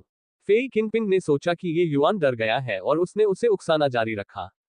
इससे पहले भी उसने ये युआन को पिछली प्रतियोगिता के लिए सहमत करने के लिए इस तरह की रणनीति का इस्तेमाल किया था। ये युआन ने अपना कान आगे बढ़ाया और ऐसा दिखावा किया जैसे उसने स्पष्ट रूप से नहीं सुना है और पूछा, 3 बार क्या कहो? 3 बार कहो, मैं एक कुत्ता हूं। जैसे ही ये शब्द फेई किनपिंग के मुंह से निकले, उसे एहसास हुआ कि वह इसके झांसे में आ गया है। हा हा हा। आसपास के लोग फिर जोर से हंसने लगे। फेई किनपिंग ने चाहा कि वह खुद को 2 जोरदार थप्पड़ मार सके। वह गुस्से से चिल्लाया, ये युआन, तुम काया हो? जब तुम लड़ने की हिम्मत नहीं रखते तो इस तरह के छोटे मोटे खेल खेलते हो। अच्छा कुत्ता, इतना आज्ञाकारी। तुम्हारे दादा ये ने कुत्ते को मारने से पहले कभी मालिक की तरफ नहीं देखा। चूंकि तुम खुद को मेरे दरवाजे पर लाए हो, इसलिए मैं तुम्हारे मालिक को दिखाऊंगा कि वह कुत्ते को मार रहा है, ये युवान ने मुस्कुराते हुए कहा। पब फ्यूचर द्वारा विज्ञापन। संपर्क टॉस साइट मैप दान करें मेनू दिखाओ। उपन्यास ऑनलाइन पूरा पढ़े। उपन्यास बिन। उपन्यास बेजोड़ औषधि देवता अध्याय 25 डेथ मैच। बेजोड़ औषधि देवता डेथ मैच। पब फ्यूचर द्वारा विज्ञापन। अध्याय 25 डेथ मैच। अनुवादक सेलेफोटा अंडरस्कोर संपादक रेगियस प्रोफेसर। क्या तुमने इसके बारे में सुना है? पीली रैंक की सबसे नीचे से पहली रैंकिंग, जिसे 10,000 साल का सबसे आखिरी स्थान कहा जाता है, ये युआन ने अभी अभी किसी के साथ जीवन मरण का अनुबंध किया था। बेशक मैंने सुना है। क्या आपको नहीं लगता कि वह जीने से थक गया है? वैसे अकादमी में जीवन मरण का अनुबंध सामने आए 2 साल से ज्यादा हो गए हैं। यह इतनी बड़ी खबर मानी जाती है कि हर कोई कुछ समय तक इस पर चर्चा करता है। हाँ, अब 2 साल और 5 महीने हो गए हैं। पिछला जीवन मृत्यु अनुबंध वरिष्ठ प्रशिक्षु भाई लॉन्ग द्वारा हस्ताक्षरित किया गया था। उस समय वह भी एक येलो रैंक का छात्र था, फिर भी उसने अपने प्रतिद्वंद्वी के खिलाफ जीत हासिल की, जो उससे 2 मामूली क्षेत्र ऊपर था। मुझे डर है कि उस समय किसी ने नहीं सोचा होगा कि वह 2 साल बाद मार्शल रोल ऑफ ऑनर में पहले स्थान पर पहुंच सकता है। ये सच है। वरिष्ठ प्रशिक्षु भाई लॉन्ग ने तब अपनी क्षमताओं को पूरी तरह से प्रकट भी नहीं किया था। जब से उसने अपने प्रतिद्वंद्वी को उस डेथमैच में समाप्त किया, तब से वह अजेय हो गया। स्वर्ग रैंक तक पहुंचने के लिए सभी तरह से आगे बढ़ना और अंत में मार्शल रोल ऑफ ऑनर में प्रथम स्थान पर पहुंचना। अरे, क्या तुम्हें लगता है कि यह बदमाश ये युआन अपने से अधिक शक्तिशाली किसी को भी हरा सकता है और अपने प्रतिद्वंद्वी को खत्म कर सकता है? अफवाह यह है कि इस साथी ने 2 स्तरों को आगे बढ़ाने के लिए केवल कुछ दिनों का उपयोग किया और वह वास्तव में पहले स्तर के सार्क्यूइक क्षेत्र से सीधे तीसरे स्तर के सार्क्यूइक क्षेत्र में चला गया। बिल्कुल नहीं। उसकी तुलना सीनियर अप्रेंटिस भाई लॉन्ग से कैसे की जा सकती है? उस समय भले ही सीनियर अप्रेंटिस भाई लॉन्ग कमजोर थे, लेकिन वे इस हद तक कमजोर नहीं थे। एक साथ 2 स्तरों पर आगे बढ़ना। क्या तुम्हें नहीं पता कि वह आदमी, ये युआन, एक बहुत बड़े पिछले दरवाजे से अकादमी में आया था? उसके पिता हमारे किन राज्य के कुछ कीमिया ग्रैंड मास्टर्स में से एक है। अपने साधनों के साथ अपने बेटे को 2 स्तरों तक सुधारने में मदद करने में क्या अजीब बात है? इस तरह की उन्नति सब बेकार है, इसलिए युद्ध शक्ति क्या हो सकती है? ये सच है। मैंने सुना है कि इस व्यक्ति ने अकादमी में आधे साल पहले ही प्रवेश ले लिया है। अगर वह आगे बढ़ सकता, तो वह बहुत पहले ही आगे बढ़ जाता और अब तक इंतजार नहीं करता। अब जब मैं इसे देखता हूं, तो सबसे अधिक संभावना है कि उसने अपनी ताकत बढ़ाने के लिए एक गुप्त तकनीक का इस्तेमाल किया हो। हे, वह व्यक्ति वास्तव में जीवन और मृत्यु में अंतर नहीं जानता। माना जाता है कि उसने फेई किंगपिंग के साथ जहर को बेअसर करने की प्रतियोगिता में भाग लिया था, लेकिन वह लगभग जहर से मर गया। उसके पिता उसे बचाने में सक्षम होने के लिए बहुत प्रभावशाली हैं। फिर भी वह अकादमी में वापस आने के तुरंत बाद फिर से मौत को गले लगा रहा है। क्या आपको लगता है कि इस व्यक्ति के दिमाग में कोई पेंच नहीं है? डेन वू अकादमी ने शक्ति को स्वर्ग, पृथ्वी, काला और पीला के 4 रैंकों में विभाजित किया। ये युआन और फेई किंगपिंग दोनों पीले रैंक में थे। शुरू में अकादमी का ध्यान मुख्य रूप से स्वर्ग रैंक पर केंद्रित था। बहुत कम लोग पीले रैंक के लोगों से संबंधित विषयों पर ध्यान देते थे। हालांकि ये युआन और फेई किंगपिंग द्वारा जीवन मृत्यु अनुबंध पर हस्ताक्षर करने के बाद इसने बहुत ध्यान आकर्षित किया और पूरे अकादमी में प्रमुख समाचार बन गया। हालांकि अकादमी ने छात्रों के बीच होने वाली प्रतिस्पर्धा और झगड़ों को चुपचाप स्वीकार किया, लेकिन उसने किसी की भी मृत्यु की अनुमति नहीं दी। एक बार एक छात्र ने अपने परिवार की शानदार पृष्ठभूमि पर भरोसा किया और डेन वू अकादमी में किसी की हत्या कर दी। इसका अंतिम परिणाम ये हुआ कि अकादमी द्वारा उसे बलपूर्वक मार दिया गया, बिना किसी चर्चा के। अंत में उस विशेष कुलीन परिवार ने कोई शोर मचाने की भी हिम्मत नहीं की। पब फ्यूचर द्वारा विज्ञापन। लेकिन जीवन मरण का अनुबंध अलग था। प्रशिक्षक कोई भी कदम नहीं उठाएंगे, चाहे कोई भी जीवित रहे या मर जाए। पूरे डेनवू अकादमी में हर कोई जानता था कि मार्शल रोल ऑफ ऑनर में सबसे पहले स्थान पर लॉन्ग टैंग था, लेकिन हर कोई नहीं जानता था कि अंतिम स्थान पर रहने वाला व्यक्ति ये युआन था।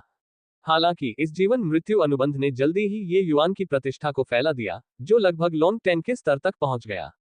बेशक बहुमत वैसा ही था जैसा ये दोनों लोग चर्चा कर रहे थे। ये युआन के मस्तिष्क क्षतिग्रस्त कार्यों पर उपहास उड़ा रहे थे।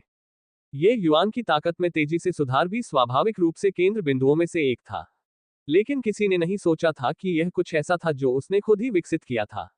सभी को लगा कि यह निश्चित रूप से ये हैंग था जिसने शॉट्स को खींचने के लिए कुछ गुप्त तकनीक का इस्तेमाल किया ताकि उसे बढ़ने में मदद मिल सके, जिससे वह तीसरे स्तर के सार्क्यूई दायरे तक पहुंच सके। इसलिए ये युआन के बारे में सभी का मूल्यांकन ये था कि वह दिमागी रूप से क्षतिग्रस्त, मूर्ख है और राजा यम से मिलने के लिए दौड़ रहा है। जैसे ही ये दोनों लोग चर्चा कर रहे थे, किसी ने अचानक धीमी आवाज में कहा, यही उधर देखो, क्या वह ये युआन नहीं है? ये वही है। वह किसी ऐसे व्यक्ति जैसा नहीं दिखता जिसका दिमाग खराब हो गया हो। आह, कौन अपने चेहरे पर मस्तिष्क क्षतिग्रस्त लिखवाएगा? ये सच है। मौत का मुकाबला 3 दिन बाद है। तैयारी करने के बजाय वह कहाँ जा रहा है? शायद वह जानता है कि अभी कुछ भी करना बेकार है। नीचे से पहले स्थान पर होने के कारण, चाहे वह कितना भी बुरा क्यों न हो, वह संभवतः अपने से एक स्तर ऊपर के प्रतिद्वंद्वी को हराने के लिए रैंक नहीं बढ़ा सकता है। मैंने सुना है कि क्योंकि फेई किंगपिंग 2 साल बड़ा है, वह पहले से ही येलो रैंक में शीर्ष 10 में है। कुछ गड़बड़ है। वह जिस दिशा में जा रहा है, वह धर्मग्रंथ पुस्तकालय की ओर लगता है। क्या वह अपनी जरूरत के समय में बुद्ध के चरणों को गले लगाने की कोशिश कर रहा है? हे, बुद्ध के पैर को गले लगाना इतना आसान कैसे हो सकता है? यही उन्हें किसी ने रोका था। वह व्यक्ति वान युआन लग रहा था जो अभी अभी पृथ्वी रैंक पर पहुंचा था। ओह हाँ, क्या तुमने वान युआन के बगल में उस लड़की को देखा? वाह, वह मेरी देवी लियू रुशुई है। अगर वह मुझसे एक शब्द भी बोलेगी तो मैं खुशी से मर जाऊंगा। अपने आश्चर्यचकित भाव को देखो, लेकिन हाँ, लियू रुशुई वास्तव में सुंदर है। एड्स बाय पब फ्यूचर ... ये युआन धर्मग्रंथ पुस्तकालय की ओर जाने वाला था। उसके उच्च श्रेणी के पूर्ववर्ती बहुत विलक्षण थे। कक्षाओं के दौरान उसने जो कुछ भी सुना वह सब कुछ बिना किसी उपयोगी जानकारी के था। ये युआन को स्थिति से निपटने के लिए कुछ मार्शल तकनीकें खोजने की जरूरत थी। ये युआन के पास अनगिनत मार्शल तकनीकें थीं, लेकिन उसके पास वास्तव में एसेंस क्यूई दायरे में एक व्यक्ति के लिए साधना करने के लिए कुछ भी उपयुक्त नहीं था। अपने पिछले जीवन में अपनी स्थिति के साथ एसेंस क्यूई दायरे की मार्शल तकनीकें, चाहे कितनी भी असाधारण क्यों न हो, उसकी नजर में कैसे आ सकती थी? किसने सोचा होगा कि शास्त्र पुस्तकालय के रास्ते में उसकी मुलाकात वान युआन से होगी? ऐसा लगता है कि वान युआन जानबूझकर उसका इंतजार कर रहा था।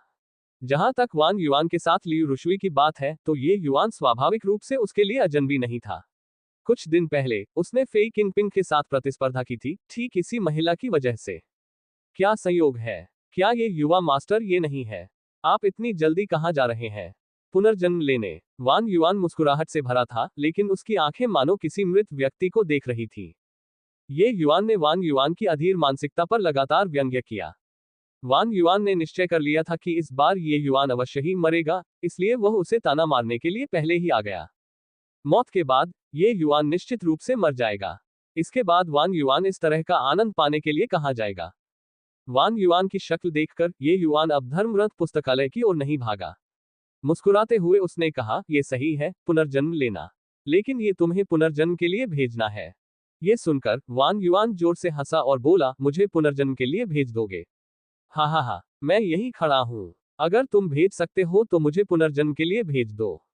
तुम यह नहीं सोच सकते कि सिर्फ इसलिए कि तुमने कुछ अपरंपरागत तरीकों से तीसरे स्तर के सार्क्यू क्षेत्र की साधना की है, तुम मुझे चुनौती दे सकते हो। लियू रुशुई जो बगल में खड़ी थी, उसने भी अपने हाथ से अपना मुंह ढक लिया और यह सोचकर मुस्कुराई कि ये युआन बहुत मनोरंजक था।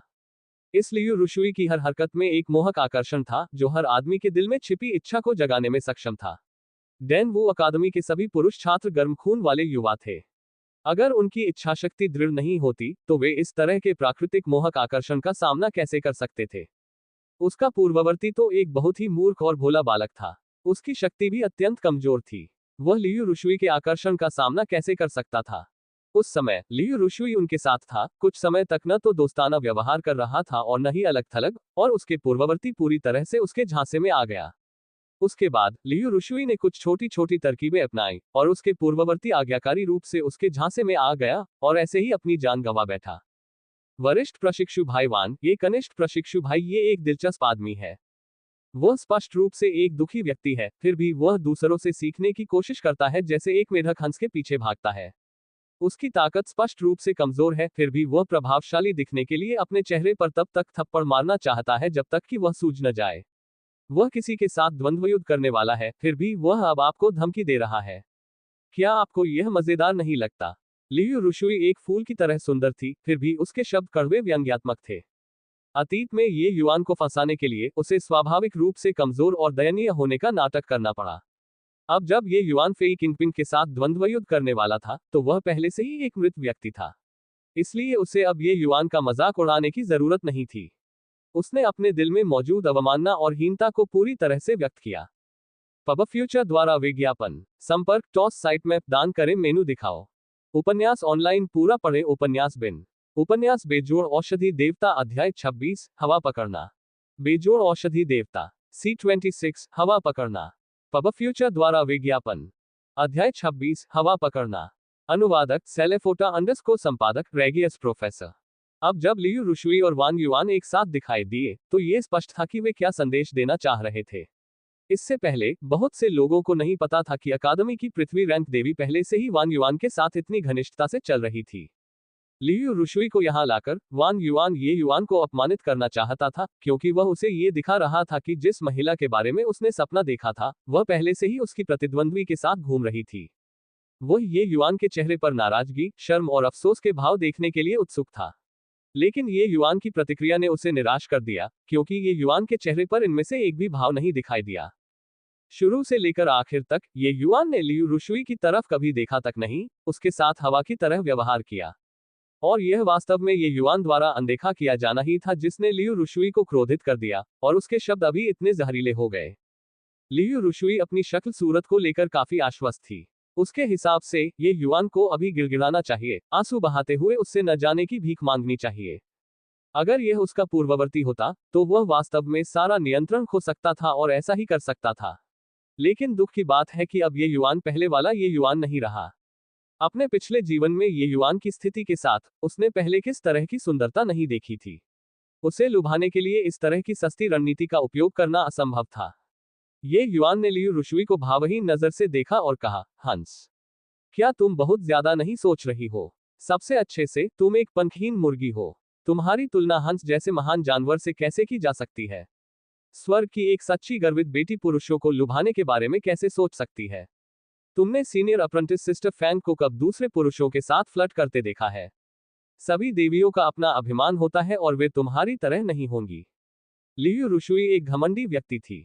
डेनवू अकादमी में वह हमेशा प्रशंसकों के एक समूह से घिरी रहती थी। किसी ने कभी उसकी तुलना पंखहीन मुर्गी से की थी।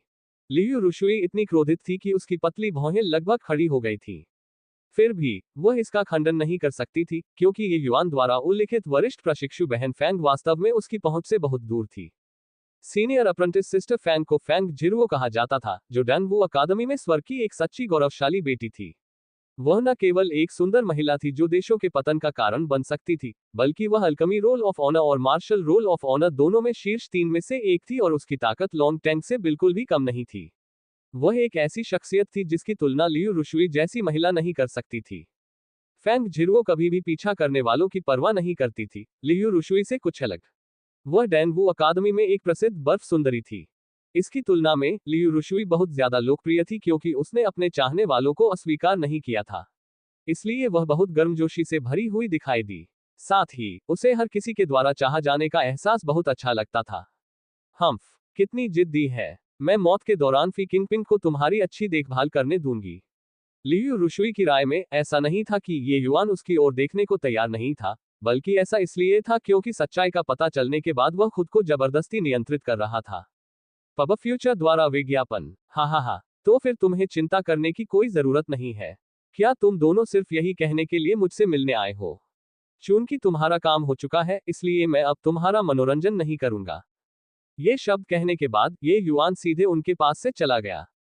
तुम्हें जाने की अनुमति किसने दी?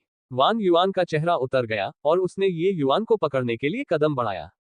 लेकिन किसने सोचा होगा कि उसने सिर्फ हवा पकड़ी, ये युआन की आस्तीन के कोने को भी नहीं छुआ। ये युआन की ओर फिर से देखा, वह पहले से ही कई मीटर दूर था। उसने उन दोनों की ओर पीट करके हाथ हिलाया और दूर चला गया, जिससे वान युआन को गुस्सा आ गया और उसका चेहरा हरा हो गया। हिस, क्या वह तत्काल फ्लैश था? वान युआन ने भौहें सिकोड़ कर पूछा। ये सही है, ये वास्तव में इंस्टेंट फ्लैश था। लियू रुशुई ने हल्के से अपनी भौहें सिकोड़ी। जाहिर है, वह भी ये युआन की हरकत से स्तब्ध थी। लगता है इस बदमाश में वाकई कुछ अजीब है। पिता ने स्पष्ट रूप से एक हत्यारे की व्यवस्था की थी, फिर भी ये युआन आसानी से अकादमी में घुस गया। मुझे नहीं पता कि वह हत्यारा बहुत मूर्ख था या वह बदमाश वाकई बाघ को खाने के लिए सुअर बनने का नाटक कर रहा था। मेरी राय में ये संभवतः पहला है। वह केवल तीसरे स्तर के सार्क्यू दायरे में है। चाहे उसका इंस्टेंट फ्लैश कितना भी शक्तिशाली क्यों न हो, सबसे अधिक संभावना है कि वह उस हत्यारे से बच नहीं पाएगा, है ना? लियू रुशुई ने पहले ये युआन के साथ काफी बातचीत की थी, इसलिए उसे उसके बारे में कुछ समझ थी। उसकी नजर में ये युआन बस एक बेकार व्यक्ति था।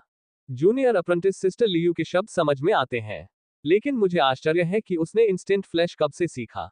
इस चाल के साथ क्या वह किंगपिन के साथ अपने डेथमैच में अपराजय स्थिति में नहीं होगा? वान युआन बचपन से ही ये युआन के साथ प्रतिस्पर्धा करता रहा था, इसलिए वह ये युआन को सबसे बेहतर समझता था। इस बारे में सोचने के बाद लियू रुशुई की बातें अभी भी ज्यादा समझ में आईं। वरिष्ठ प्रशिक्षु भाई वान चिंता के कारण घबरा रहे हैं। जिस तरह से मैं इसे देखता हूं, ये युआन ने केवल संयोग से इंस्टेंट फ्लैश सीखा है। एकमात्र चाल जिस पर वह भरोसा कर सकता है, वह सबसे अधिक संभावना है। अन्यथा वह इस समय शास्त्र पुस्तकालय में क्यों भाग रहा होगा? अभी वरिष्ठ प्रशिक्षु भाईवान केवल लापरवाह था और उसने अपनी पूरी ताकत का उपयोग नहीं किया, इसलिए वह बच निकला। भले ही इंस्टेंट फ्लैश प्रभावशाली है, लेकिन यह अंततः केवल एक मध्यम श्रेणी का एक मार्शल तकनीक है और अजेय नहीं है। लियू रुशुई पहले ही अपने आश्चर्य से उबर चुकी थी और एक आत्मा मंत्रमुग्ध करने वाली देवी बन गई थी। वान युआन लंबे समय से लियू रुशुई के पीछे भाग रहा था। लियू रुशुई को इस तरह से उसका पीछा करते देख वह खुशी से नशे में चूर हो गया। अभी उसने वास्तव में अपनी पूरी ताकत का इस्तेमाल नहीं किया था। ये लगभग 70% शक्ति थी, फिर भी ये युआन उसे चकमा देने में कामयाब रहा। हालांकि ताकत अभी भी जीत की कुंजी थी। आंदोलन तकनीकें अंततः सहायक थी। लियू रुशुई ने जो कहा वह सही था। इंस्टेंट फ्लैश पूरी तरह से शक्तिशाली नहीं है। स्वाभाविक रूप से कुछ तकनीकें इसका मुकाबला कर सकती हैं, सिवाय इसके कि ये युआन की इस हरकत ने वान युआन की सतर्कता बढ़ा दी। उसे वापस जाना होगा और फेई किंगपिन को ठीक से चेतावनी देनी होगी कि वह अपने प्रतिद्वंद्वी को कम ना आके। लगता है जूनियर अप्रेंटिस सिस्टर लियू का दिल शीशे की तरह साफ है। इस बार चाहे कुछ भी हो, हम इस बदमाश को और नहीं जीने देंगे। लगता है हमें वापस जाकर फेई किंगपिन के लिए कुछ छिपे हुए कार्ड तैयार करने होंगे। पब फ्यूचर द्वारा विज्ञापन। ये युआन उन दोनों से पीछा छुड़ाने के बाद सीधे धर्मग्रंथ पुस्तकालय में चला गया। जहां तक उसका सवाल है, ये युआन को इंस्टेंट फ्लैश का खुलासा करने में कोई आपत्ति नहीं थी। वैसे भी वह इस पर भरोसा नहीं कर रहा था। इसके अलावा उसने जो कुछ भी दिखाया वह केवल महान सफलता के चरण में था। ये युआन की सबसे बड़ी निर्भरता स्वाभाविक रूप से परम यांग फिंगर पर थी, लेकिन इस तकनीक को बाहरी लोगों के सामने प्रदर्शित नहीं किया जा सकता था, अन्यथा वह बहुत परेशानी में पड़ जाता। इसलिए वह मार्शल तकनीक चुनने के लिए शास्त्र पुस्तकालय में आया। शास्त्र पुस्तकालय में मार्शल तकनीकें बहुत गहन नहीं थी। शांत बादल संप्रदाय स्वाभाविक रूप से धर्मनिरपेक्ष दुनिया में गहन मार्शल तकनीकों को जारी नहीं करेगा, लेकिन ये युआन के लिए ये मार्शल तकनीकें पर्याप्त थीं। वरिष्ठ प्रशिक्षु भाई, मैं 2 मार्शल तकनीकों को चुनने के लिए शास्त्र पुस्तकालय में प्रवेश करना चाहता हूं, ये युआन ने अनुरोध किया और ड्यूटी पर वरिष्ठ प्रशिक्षु भाई को अपना पहचान पत्र सौंप दिया। वरिष्ठ प्रशिक्षु भाई जो शास्त्र पुस्तकालय की रखवाली कर रहा था, वह पृथ्वी रैंक का झाओ चुनयांग था। जब उसने पीले रैंक की स्थिति को दर्शाने वाले प्रतीक के साथ टोकन देखा, तो उसकी आंखों में तिरस्कार देखा जा सकता था। पहचान टोकन डैन वू अकादमी द्वारा बनाया गया था, जो एक छात्र के रूप में किसी की स्थिति का प्रतिनिधित्व करता था। जब तक कोई व्यक्ति सार ऊर्जा का एक छोटा सा हिस्सा डालता है, तब तक वह उस व्यक्ति की पहचान की जांच करने में सक्षम होगा जिसका टोकन है। ये युआन झाओ चुनयांग को लगा कि उसने ये नाम पहले भी कहीं सुना है। कुछ देर सोचने के बाद उसे अचानक एहसास हुआ और उसने पूछा, तुम अकादमी की आखिरी जगह हो, ये युआन? ये युआन मुस्कुराया और जवाब दिया, अगर कोई दूसरा ये युआन नहीं है, तो वह मैं हूं। ये युआन को अंतिम स्थान की उपाधि से कोई परेशानी नहीं थी, क्योंकि वह सब अतीत की बात थी। ये सुनकर झाओ चुनयांग की दिलचस्पी बढ़ गई। टोकन वापस ये युआन को देते हुए उसने उसे पकड़ लिया और उत्सुकता से पूछा, अब तुम अकादमी में बहुत पसंदीदा हो? आखिरी जगह वास्तव में दूसरों के साथ जीवन मरण का अनुबंध करने की हिम्मत करती है। तुम क्या सोच रहे थे? ये युआन भी झो चुनयांग से दूरी बनाए रखने का इरादा नहीं रखता था, इसलिए उसने मुस्कुराते हुए जवाब दिया, दूसरे लोग पहले ही मेरे सिर पर सवार हो चुके हैं। मैं संभवतः काय की तरह व्यवहार नहीं कर सकता। क्या आपको ऐसा नहीं लगता? हा, ये सच है। लेकिन आपकी ताकत। झाओ चुनयांग एक मुखर व्यक्ति थे और उन्हें इस बात का डर नहीं था कि अन्य लोग असहज महसूस करेंगे। हा, इसीलिए मैं यहाँ मार्शल तकनीक सीखने आया हूँ। अपने भाले को अंतिम क्षण में तेज करना, भले ही वह तेज न हो, कम से कम चमकदार तो हो। ये शब्द गलत नहीं है, लेकिन सिर्फ 3 दिन बचे हैं। क्या ये थोड़ा कम नहीं है? यह ऐसी चीज है जिसकी मदद नहीं की जा सकती। मेरा मानना है कि वरिष्ठ प्रशिक्षु भाई भी जानते हैं कि मैंने अतीत में साधना की उपेक्षा की थी, जिसके कारण मेरी नींव कमजोर हो गई। भले ही ये केवल 3 दिन का हो, ये कुछ न करने से बेहतर है। क्या ये सही नहीं है? झाओ चुनयांग ने एक बार फिर ये युआन को देखा और अचानक मुस्कुराया, और फिर उसने कहा, दिलचस्प है। आप अफवाहों से काफी अलग लग रहे हैं।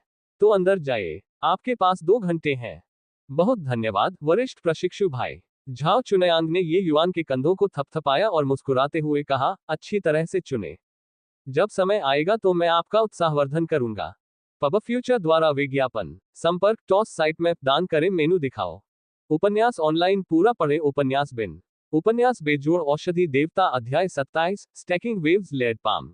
बेजोड़ औषधि देवता C27 stacking waves laid palm. Pub future द्वारा विज्ञापन। अध्याय 27 स्टैकिंग वेव्स लेड पाम। अनुवादक सेलेफोटा अंडरस्कोर संपादक रेगियस प्रोफेसर। डैन वू अकादमी की धर्मग्रंथ लाइब्रेरी 3 खंडों में विभाजित थी। दूसरा खंड केवल उन लोगों के लिए खुला था जो आत्मा संघनन क्षेत्र में थे। वर्तमान ये युआन को स्वाभाविक रूप से प्रवेश करने का कोई अधिकार नहीं था। पहले भाग में टिया एक मार्शल तकनीकें एकत्रित की गईं। ये वर्तमान ये युआन के उपयोग के लिए एकदम सही थी। पूरा खंड किताबों की अलमारियों से भरा हुआ था। वहां साधना के नियम, मार्शल तकनीकें, साथ ही टिया एक औषधीय गोलियों से संबंधित किताबें थीं। उन्हें श्रेणियों में विभाजित किया गया था और उनमें सब कुछ शामिल था। ये सभी पुस्तकें पत्थर की बनी हुई थी। एक मूल पुस्तकें स्वाभाविक रूप से ट्रैंक्विल क्लाउड संप्रदाय मुख्यालय में रखी गई थी। साधना नियमों के संबंध में, ये युआन पहले से ही स्पिरिट ब्रिस्टल 9 यांग दिव्य कला की साधना कर रहा था। स्वाभाविक रूप से दूसरों की साधना करने की कोई आवश्यकता नहीं थी। और औषधीय गोलियों पर लिखी ये किताबें ये युआन के लिए परिचयात्मक भी नहीं थी, इसलिए वे स्वचालित रूप से उसके द्वारा फिल्टर कर दी गईं। वर्तमान ये युआन के लिए केवल टिया एक मार्शल तकनीक ही उपयोगी थी। ये युआन किताबों की अलमारियों के उस क्षेत्र में गया जहां मार्शल तकनीकें रखी गई थी और उसने अपने लिए उपयुक्त मार्शल तकनीक की खोज शुरू कर दी। उसने लापरवाही से एक किताब उठाई और देखा कि उस पर लिखा था ब्लेजिंग पाम। यह अग्नि विशेषता वाली एक मध्यम श्रेणी की टिया एक मार्शल तकनीक थी। सामग्री को पलटते हुए ये युआन ने अपना सिर हिलाया। इस तरह की मार्शल तकनीक बहुत ही भद्दी थी। इसमें कोई गहराई नहीं थी और शक्ति भी बहुत कमजोर थी। यद्यपि पुस्तक में फूलों के आसमान से गिरने तक की डींगे मारी गई थी, फिर भी ये युआन की अंतर्दृष्टि के साथ वह इस तरह की मार्शल तकनीक पर क्यों नजर रखेगा। ब्लेजिंग पाम की किताब को वापस शेल्फ पर रखते हुए ये युआन ने कई मार्शल तकनीकों को लापरवाही से देखा। वे मुख्य रूप से ब्लेजिंग पाम के समान स्तर की मार्शल तकनीकें थीं, जो बिना किसी सार के आकर्षक थी। जैसे जैसे समय धीरे धीरे बीतता गया, ये युआन ने कई दर्जन किताबें देख ली, फिर भी एक भी किताब उसकी नजर में नहीं आई। ये युआन ये सोचकर आहें भरने से खुद को नहीं रोक सका कि यह शांत बादल संप्रदाय कितना कंजूस है, जो दिखावा करने के लिए इन सामान्य वस्तुओं का उपयोग कर रहा है। लेकिन इसके बारे में सोचने के बाद उसे राहत महसूस हुई। साधना नियम और मार्शल तकनीकें एक संप्रदाय की नींव थी। वास्तव में महत्वपूर्ण साधना नियमों को धर्मनिरपेक्ष दुनिया में कैसे रखा जा सकता है। ये युआन जानता था कि इस अलमारियों की रैक पर वह मार्शल तकनीक पाना असंभव था जो वह चाहता था, इसलिए वह अंदर चला गया। इस शेल्फ पर मार्शल तकनीकें स्पष्ट रूप से बहुत कम थीं, लेकिन गुणवत्ता में एक ग्रेड की वृद्धि हुई। वे मूल रूप से उच्च ग्रेड टिया 1 तक पहुंच गए। पब फ्यूचर द्वारा विज्ञापन। कई पुस्तकों को पलटने के बाद भी ये युआन को ऐसी कोई पुस्तक नहीं मिली जिससे वह संतुष्ट हो। ऐसा नहीं था कि उसके पास करने के लिए कुछ बेहतर नहीं था, बल्कि वह ये देखना चाहता था कि क्या इन मार्शल तकनीकों में कोई लाभदायक अंतर्दृष्टि है। ये युआन के लिए मध्यम श्रेणी के टिया 1 और उच्च श्रेणी के टिया 1 में बहुत ज्यादा अंतर नहीं था। निम्न श्रेणी की मार्शल तकनीक शायद बुरी न हो, जबकि उच्च श्रेणी की मार्शल तकनीक अच्छी न हो। उदाहरण के लिए बस इंस्टेंट फ्लैश को ही लें। ये सिर्फ एक मध्यम श्रेणी की टिया एक मार्शल तकनीक थी, लेकिन इस मार्शल तकनीक में कुछ खास पहलू थे। इसलिए ये युआन ने इसमें कुछ बदलाव किए। ये युआन ने अभी अभी इस इंस्टेंट फ्लैश मार्शल तकनीक को देखा था। इसे सरसरी तौर पर देखते हुए उसे पता चला कि इसके निर्माता की अंतर्दृष्टि अभी भी बहुत कम थी। उसने जो कुछ बदला था वह किताब में लिखी बातों से कहीं ज्यादा मजबूत था। जाहिर है इस पर शोध करने का कोई मतलब नहीं था। आगे बढ़ते हुए अलमारियों पर किताबें नहीं बल्कि जेड के टुकड़े बिखरे पड़े थे। ये युआन जानता था कि यहीं पर पहली परत का सार छिपा था। अत्यंत गहन मार्शल तकनीकों को कागज पर दर्ज नहीं किया जा सकता था। केवल जेड के टुकड़ों पर ही इसे रिकॉर्ड या दोहराया जा सकता था। ये युआन ने अपनी सार ऊर्जा का उपयोग करके कई जेड टुकड़ों का निरीक्षण किया। ये सभी मार्शल तकनीकें उच्च श्रेणी की टिया एक मार्शल तकनीकें थी। ये वास्तव में पहले से ही बहुत दुर्लभ थी। इन जेड का कोई भी टुकड़ा जब बाहरी दुनिया में रखा जाता था तो वह शहरों के लायक वस्तुएं होती थी। आखिरकार essence qi real martial artist किन राज्य में आबादी का सबसे बड़ा हिस्सा थे, और उनमें से अधिकांश ने निम्न श्रेणी या मध्यम श्रेणी की मार्शल तकनीकों का अभ्यास किया था। उनके लिए एक उच्च श्रेणी की मार्शल तकनीक जेड का टुकड़ा कुछ ऐसा था जिसके बारे में वे केवल सपना ही देख सकते थे। यह उनकी ताकत को तुरंत एक चरण तक बढ़ाने के लिए पर्याप्त था। हालांकि ये युआन को इन उच्च स्तरीय मार्शल तकनीकों में ज्यादा दिलचस्पी नहीं थी। उसने उन्हें वापस रखने से पहले बस थोड़ी देर देखा। ये युआन पहले ही पहली परत के सबसे गहरे हिस्से तक पहुंच चुका था। अगर उसे अभी भी कोई मार्शल तकनीक नहीं मिल पाती जिससे वह संतुष्ट हो जाता, तो वह केवल इन उच्च श्रेणी की मार्शल तकनीकों से ही संतुष्ट हो सकता था। आखिरी शेल्फ पर केवल 3 जेड के टुकड़े थे।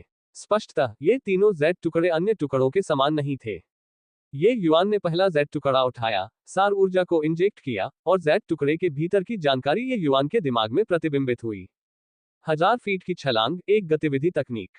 जब इसमें बड़ी सफलता प्राप्त कर ली जाए तो ये दूरी को इंचों तक कम कर सकता है और एक पल में 1000 फीट की दूरी तय कर सकता है।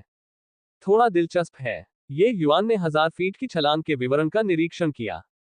इस आंदोलन तकनीक के अपने अनूठे बिंदु थे। इंस्टेंट फ्लैश की तुलना में सीधी रेखा में 1000 फीट की छलांग की गति अधिक उत्कृष्ट थी। चाहे इसका उपयोग छिपकर हमला करने के लिए किया जाए या भागने के लिए, ये कुछ हद तक उपयोगी था।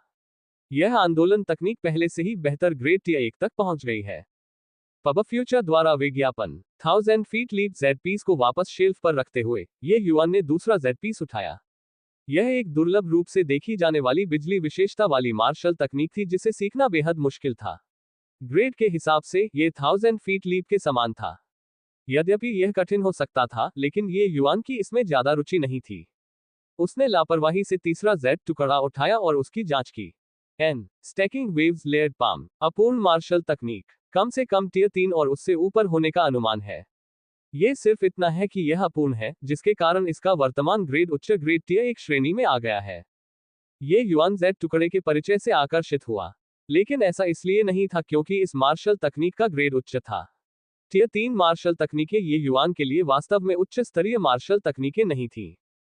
जो बात उसे सबसे ज्यादा आकर्षित करती थी वह ये थी कि यह मार्शल तकनीक एक ऐसी मार्शल तकनीक थी जिसमें ताकत के इस्तेमाल के तरीके पर बहुत ध्यान दिया जाता था। जब इसमें महारत हासिल कर ली जाती थी तो ये किसी की शक्ति से कई गुना, यहां तक कि कई दर्जन गुना ज्यादा शक्ति को मुक्त कर सकती थी। इसकी ताकत बहुत ज्यादा थी। इस जेड पीस पर परिचय ट्रैंक्विल क्लाउड सेक्ट या डैन वू अकादमी के किसी शक्तिशाली व्यक्ति द्वारा छोड़ा जाना चाहिए था।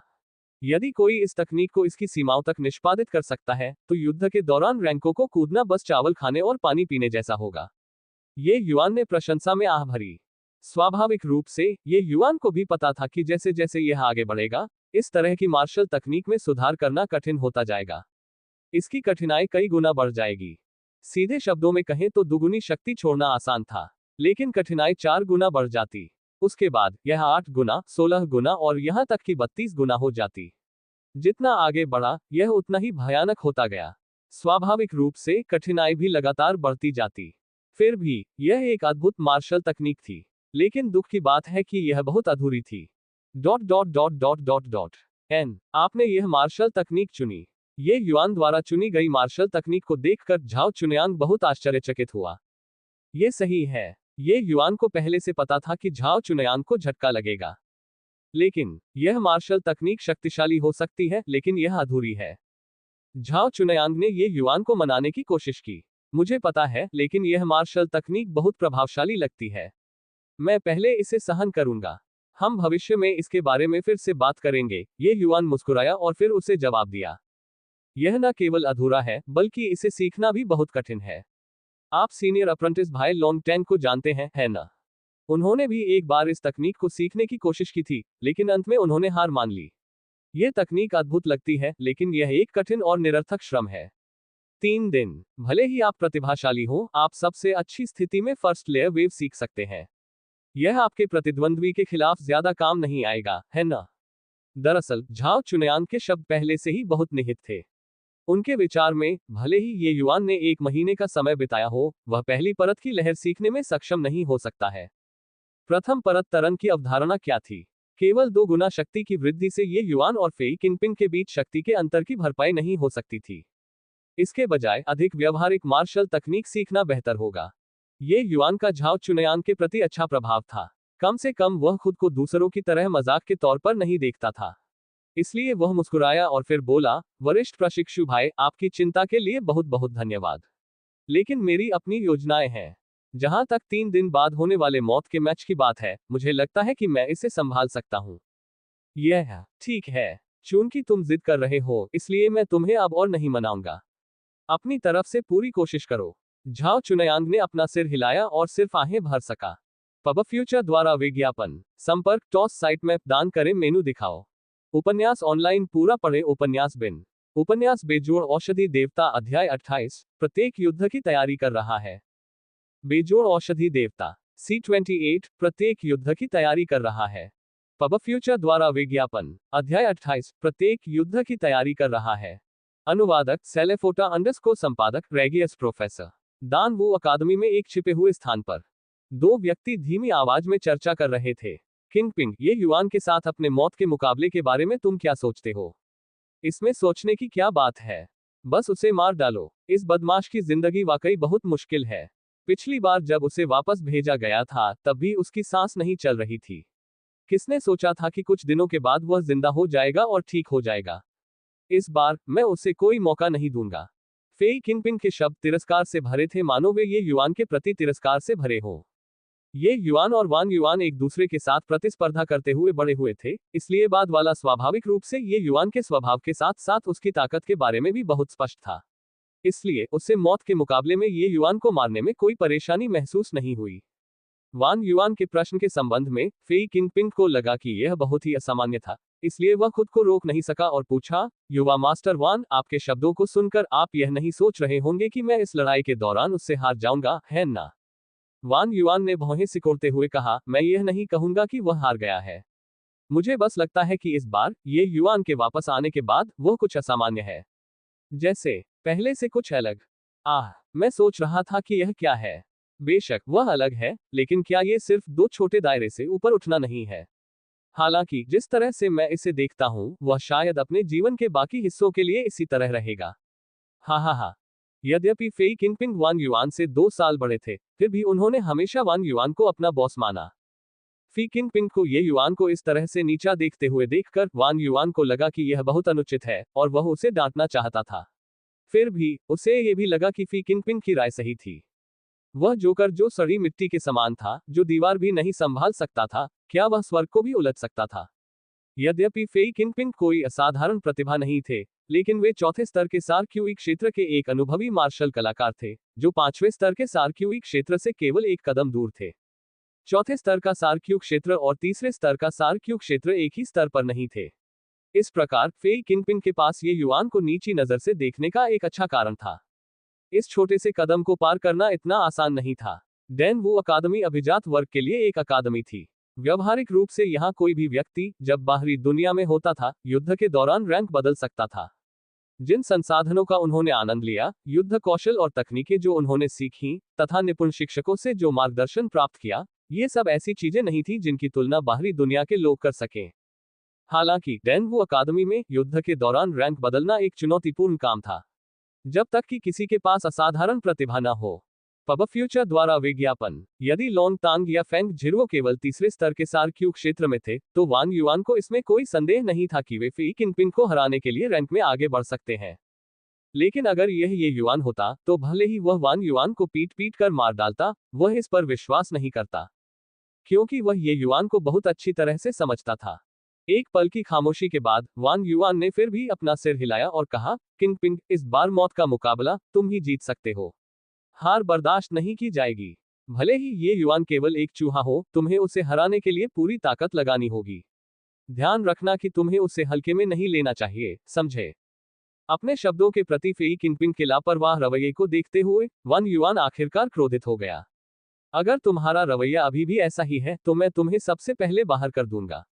तुम इस मैच में न केवल खुद का प्रतिनिधित्व कर रहे हो, तुम वान परिवार ड्रंकन स्टार मैनर का भी प्रतिनिधित्व कर रहे हो। अगर तुम ये युआन से हार गए तो तुम मेरे पिता और मुझे कहां अपना चेहरा दिखाना चाहते हो? वान युआन की दहाड़ ने एक पल के लिए फेई किंगपिन को आश्चर्यचकित कर दिया। उसका मस्तिष्क समय पर प्रतिक्रिया करने में असमर्थ था। लेकिन एक बात स्पष्ट थी, और वही ये कि वान युआन सचमुच क्रोधित हो गया था। वान युआन का ये युआन के प्रति इतना चिंतित होना ऐसा कुछ था जो पहले कभी नहीं हुआ था। मैं समझता हूं, मैं उसे खत्म करने के लिए पूरी ताकत लगा दूंगा। वान युआन के क्रोध को महसूस करते हुए फेई किंगपिन ने अहंकारी होने की हिम्मत नहीं की और विनम्रतापूर्वक ये वादा किया। आह भरते हुए वान युआन ने कहा, किंगपिन, मुझे पता है कि तुम्हें लगता है कि ये युआन देखने लायक भी नहीं है। असल में क्या मेरे लिए भी यही नहीं है। लेकिन इस बार जब से वह अकादमी में लौटा है, मुझे लगता है कि कुछ गड़बड़ है। बंद? किस तरह से बंद? वान युआन के ऐसा कहने के बाद फेई किंगपिन खुद को रोक नहीं सका और उत्सुक हो गया। वह जानता था कि यद्यपि वान युआन उससे 2 वर्ष छोटा था, फिर भी वह अपने पिता की तरह ही बहुत विवेकशील था। चाहे प्रतिभा हो या बुद्धिमत्ता, फेई किंगपिन वान युआन से कहीं ज्यादा खराब था। यही कारण था कि वह ईमानदारी से उसका अनुयायी बनने के लिए आश्वस्त था। आज मैं उसकी आत्मा को नष्ट करने और उसे कुछ परेशान करने के लिए उसे खोजने गया था। मैंने अपनी 70% शक्ति का उपयोग किया, लेकिन मैं उसे पकड़ने में असफल रहा। कौन जानता है कि उस बदमाश ने कब इंस्टेंट फ्लैश सीखना और यहां तक कि उसे महान सफलता के स्तर तक प्रशिक्षित करना सीखा। क्या तुरंत फ्लैश? महान सफलता चरण? ये कैसे संभव है? फेई किंगपिन चौंक गया। उसे स्पष्ट रूप से पता था कि महान सफलता के चरण में इंस्टेंट फ्लैश का क्या मतलब है। इसका मतलब था कि ये युआन पहले से ही एक अपराजय स्थिति में खड़ा था। यदि ऐसा था तो वान युआन की चेतावनी कोई अनावश्यक कार्रवाई नहीं थी। मानो वह आज ये युआन के साथ अपने आदान प्रदान की पुष्टि कर रहा था। वान युआन ने अपना सिर हिलाते हुए कहा, यह सही है। यह महान सफलता के चरण में इंस्टेंट फ्लैश है।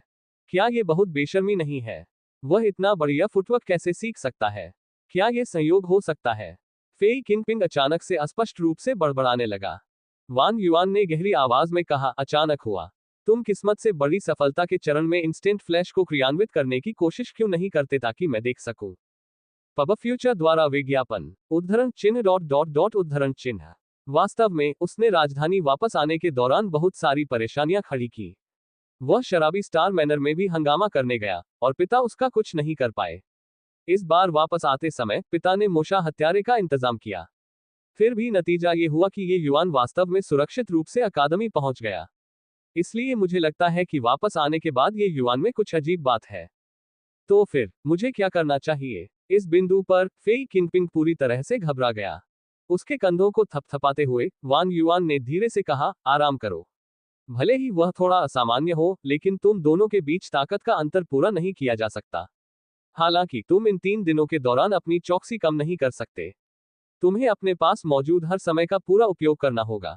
वान युआन की ये सारी बातें सुनकर फेई किंगपिन ने इस बार अपनी सुरक्षा कम करने की हिम्मत नहीं की। ये लड़ाई एक मौत का मुकाबला था जहां जीवन और मृत्यु का निर्धारण होना चाहिए।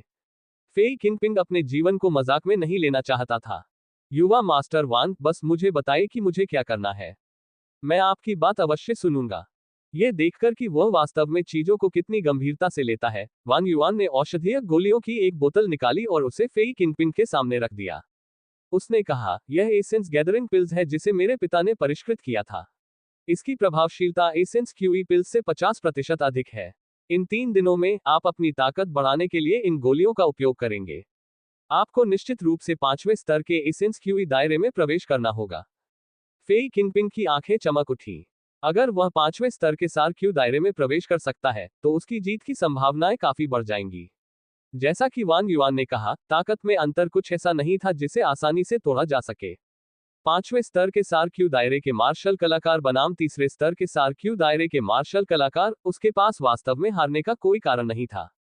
तुरंत फेई किंगपिंग ने एक गहरा झुककर कृतज्ञतापूर्वक कहा, युवा मास्टर वान के समर्थन के लिए बहुत धन्यवाद। अपना सिर हिलाते हुए वान युआन ने शांति से इसे स्वीकार किया और कहा, एक और बात, इन 3 दिनों में आपको अपना पूरा प्रयास लेसर कैप्चरिंग हैंड को प्रशिक्षित करने में लगाना होगा। इसका उपयोग इंस्टेंट फ्लैश का मुकाबला करने के लिए करें और आप अजेय स्थिति में होंगे। डान वू अकादमी के एक प्रशिक्षण कक्ष में ये युआन चुपचाप खड़ा था और उसकी आंखें कसकर बंद थीं, मानो वह सो रहा हो। जब से उसने जैड के टुकड़े को देखा, ये युआन करीब 2 घंटे से यहाँ खड़ा था। अचानक ये युआन की आंखें खुल गईं। एक कदम पीछे हटकर उसने फिर हथेली हिलाई। Stacking waves layer palm first layer wave. तेज हवा का झोंका आगे बढ़ा और धमाके के साथ एक मांसल ताड़ का पेड़ दीवार पर जा गिरा। दीवार पर एक गड्ढा बन गया था, लेकिन अपनी नंगी आंखों से कोई भी उसे तेजी से ठीक होते हुए देख सकता था। दीवार की ओर देखते हुए ये युआन ने अपना सिर हिलाया। ये स्टैकिंग वेव्स लेयर पाम वास्तव में प्रशिक्षित करने के लिए कठिन है। कोई आश्चर्य नहीं कि वरिष्ठ प्रशिक्षु भाई झाओ ने मुझे इसे छोड़ने की सलाह दी। मैंने अपने शरीर में सार ऊर्जा को समायोजित करने के लिए पहले ही 2 घंटे का उपयोग किया है, फिर भी इस हथेली में अभी भी पहली परत की लहर का प्रभाव नहीं है। ये युआन ने आह भरी।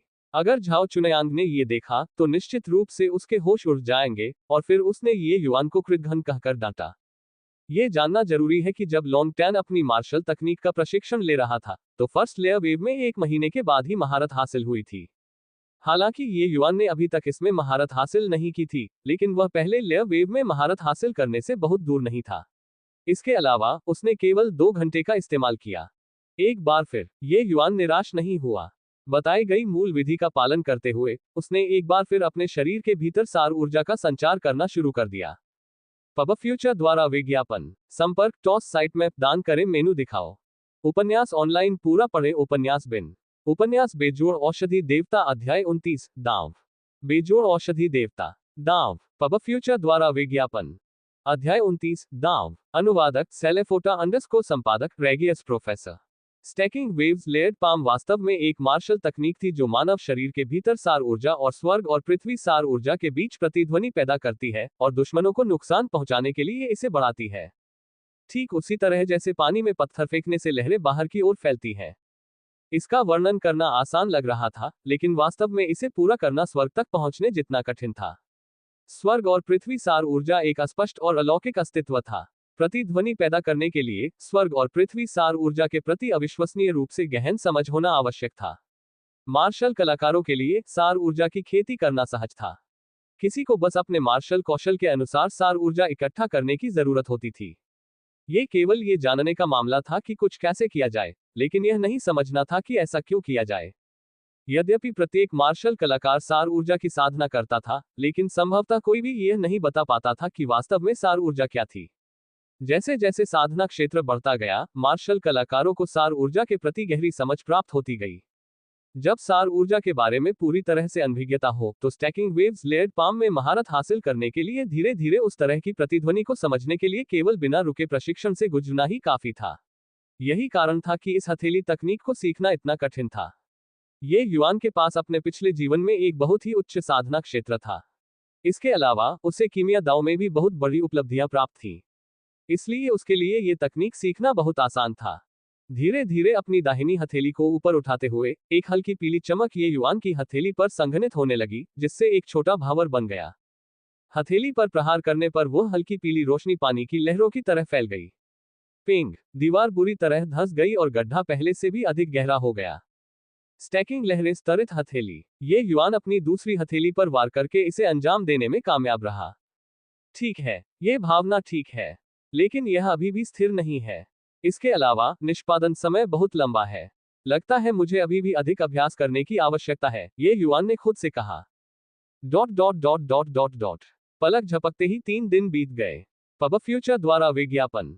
इस सुबह युद्ध क्षेत्र इतनी भीड़ से घिरा हुआ था कि पानी भी अंदर नहीं जा सकता था। 3 दिनों की उथल पुथल के बाद डैन वू अकादमी में लगभग हर कोई ये युआन और फेई किंगपिंग के मौत के मुकाबले के बारे में जान गया। इस दुनिया में ऐसे लोगों की कमी नहीं थी जो अच्छा शो देखना पसंद करते थे। हर जगह यही स्थिति थी। भले ही डेथ मैच में लड़ने वाले सिर्फ 2 छोटे किरदार थे, फिर भी यह डेथ मैच था। इसका मतलब था कि एक पार्टी निश्चित रूप से मर जाएगी। ऐसे अच्छे शो को कौन मिस करेगा। आखिरकार डेनवू अकादमी में 2 साल से अधिक समय से कोई डेथमैच नहीं हुआ था। मौत का मुकाबला अभी शुरू भी नहीं हुआ था, लेकिन हर कोई 3-3 और 5-5 के समूहों में चर्चा कर रहा था। आप लोगों को क्या लगता है कौन जीतेगा? एक अन्य व्यक्ति ने उसे ऐसे देखा जैसे वह कोई मूर्ख हो। क्या तुम मंदबुद्धि हो? तीसरे स्तर का सार्क्यूई क्षेत्र बनाम चौथे स्तर का सार्क्यूई क्षेत्र, इसमें अनुमान लगाने की क्या बात है? क्या तुम्हें लगता है कि ये युआन वरिष्ठ भाई प्रशिक्षु लोंग है? हे, कौन जानता है? शायद ये युआन के पास कुछ आश्चर्यजनक छिपा हो। क्या तुम्हें नहीं पता कि उसने पिछले कुछ दिन बंद कमरे में एकांत में साधना करते हुए बिताए हैं? शायद जब वह प्रकट होगा तो वह पहले से ही चौथे स्तर के सार्क्यू क्षेत्र में होगा। उस व्यक्ति ने बुरा नहीं माना और इसके बजाय हंस दिया। उसके शब्दों को एक बार फिर तिरस्कार के साथ सुना गया। आखिरी क्षण में बुद्ध के चरणों को गले लगाने का क्या फायदा? ये युआन अकेला नहीं है जो बंद दरवाजे के एकांत में चला गया। फेई किंगपिंग ने भी बंद दरवाजे के एकांत में 3 दिन बिताए। मैंने सुना है कि फेई किंगपिंग लंबे समय से चौथे स्तर के सार्क्यू क्षेत्र में फंसा हुआ है। इस बार कौन जानता है कि वह सीधे 5वें स्तर के सार्क्यू क्षेत्र में प्रवेश कर सकता है या नहीं? ये युआन निश्चित रूप से मर चुका है। यह जरूरी नहीं कि सच हो। मैंने सुना है कि ये युआन ने इंस्टेंट फ्लैश सीखने में कामयाबी हासिल की है और वह बहुत सफल भी है। इसका व्यावहारिक अर्थ यह है कि वह पराजय स्थिति में है। इंस्टेंट फ्लैश, इसका क्या उपयोग है? घटिया युद्ध शक्ति, कम साधना क्षेत्र। मुझे मत बताओ कि उसे इंस्टेंट फ्लैश का उपयोग करते रहना होगा। जब उसकी सार ऊर्जा अंततः समाप्त हो जाएगी तो क्या वह अभी भी पराजित नहीं होगा? इसके अलावा इंस्टेंट फ्लैश अद्भुत हो सकता है, लेकिन यह अजेय नहीं है, ठीक है? मैं अनुमान लगा रहा हूं कि ये युआन इन 3 दिनों के बंद दरवाजे के एकांतवास के दौरान अपनी कमजोरियों की भरपाई कर रहा है। कम समय में साधना क्षेत्र को बढ़ाना कठिन है, इसलिए यह संभव है कि वह कुछ अद्भुत मार्शल तकनीकों का प्रशिक्षण ले रहा हो। मैंने सुना है कि कुछ दिन पहले ये युआन शास्त्र पुस्तकालय गया था। ओह ठीक है, क्या तब ड्यूटी पर वरिष्ठ प्रशिक्षु भाई झाओ नहीं थे? वरिष्ठ प्रशिक्षु भाई झाओ, ये युआन ने कौन सी मार्शल तकनीक चुनी? झाओ चुनयांग, जो वर्तमान में शक्ति विश्लेषण सुन रहे थे, उन्हें उम्मीद नहीं थी कि विषय अचानक उन पर आ जाएगा। उनका सवाल सुनकर उन्होंने सीधे जवाब दिया, ये स्टैकिंग वेव्स लेड पाम है। फाफट, मैंने पहले ही कहा था। ये युआन अपमानजनक है। चुनने के लिए बहुत कुछ है, फिर भी उसे बस इस मार्शल तकनीक को चुनना था। यहां तक कि वरिष्ठ प्रशिक्षु भाई लॉन को भी फर्स्ट लेयर वेव में महारत हासिल करने में 1 महीना लगा। ये युआन बहुत आश्वस्त है। क्या वह सोचता है कि वह वरिष्ठ प्रशिक्षु भाई लॉन से अधिक शक्तिशाली है? भले ही वह वरिष्ठ प्रशिक्षु भाई लॉन से अधिक शक्तिशाली हो, लेकिन उसे फर्स्ट लेयर वेव में महारत हासिल करने के लिए कितने समय की आवश्यकता है? आधा महीना, 10 दिन, 7 दिन। हा। जितना अधिक वह व्यक्ति बोलता गया, उसे उतना ही मजाकिया लगता गया, और वह खुद को जोर से हंसने से रोक नहीं पाया। ओह, तो यह मार्शल तकनीक है। मैं अभी भी उम्मीद कर रहा था कि वह एक डार्क हॉर्स बनकर और फेई किंगपिंग को खत्म करके चमत्कार कर सकता है। ऐसा लगता है कि मैं बहुत ज्यादा उम्मीद कर रहा था। मुझे लगता है कि इस डेथमैच को देखने का कोई मतलब नहीं है। ये युआन मर चुका है। मैंने बहुत पहले ही कहा था कि देखने लायक कुछ भी नहीं है, लेकिन आपने मेरी बात पर यकीन नहीं किया। ये युआन सिर्फ एक रेशमी पैंट है जिसके पिता ने उसे 2 खेती के क्षेत्रों में जबरदस्ती बड़ा किया है। उसके पास कौन सी युद्ध शक्ति हो सकती है? अगर यह मौत का मुकाबला नहीं होता तो मैं आकर देखने की भी जहमत नहीं उठाता। अंदाजा लगाओ, फेई किंगपिंग ये युआन को खत्म करने के लिए कितनी चालें चलेगा? वह 20 चालें। इस व्यक्ति ने अनिश्चितता से कहा। 20 चालें? आप बहुत ज्यादा की उम्मीद कर रहे हैं। अधिक से अधिक 5 चालें। वरिष्ठ प्रशिक्षु भाई झाओ, आप क्या सोचते हैं? एक अन्य व्यक्ति ने झाओ चुनयांग से पूछा। पब फ्यूचर द्वारा विज्ञापन। ओह, इस बारे में मुझे ज्यादा यकीन नहीं है, लेकिन मुझे लगता है कि ये युआन के लिए यह असंभव नहीं होगा, झाओ चुनयांग ने जवाब दिया। झाओ चुनयांग को पूरा भरोसा नहीं था, लेकिन उस दिन ये युआन से सामना होने के बाद से उसे लगा कि कुछ होगा। लेकिन सभी संकेत स्पष्ट रूप से दिखा रहे थे कि ये युआन का जीतना असंभव था। झाओ चुनयांग को भी नहीं पता था कि उसे ऐसा क्यों लग रहा था।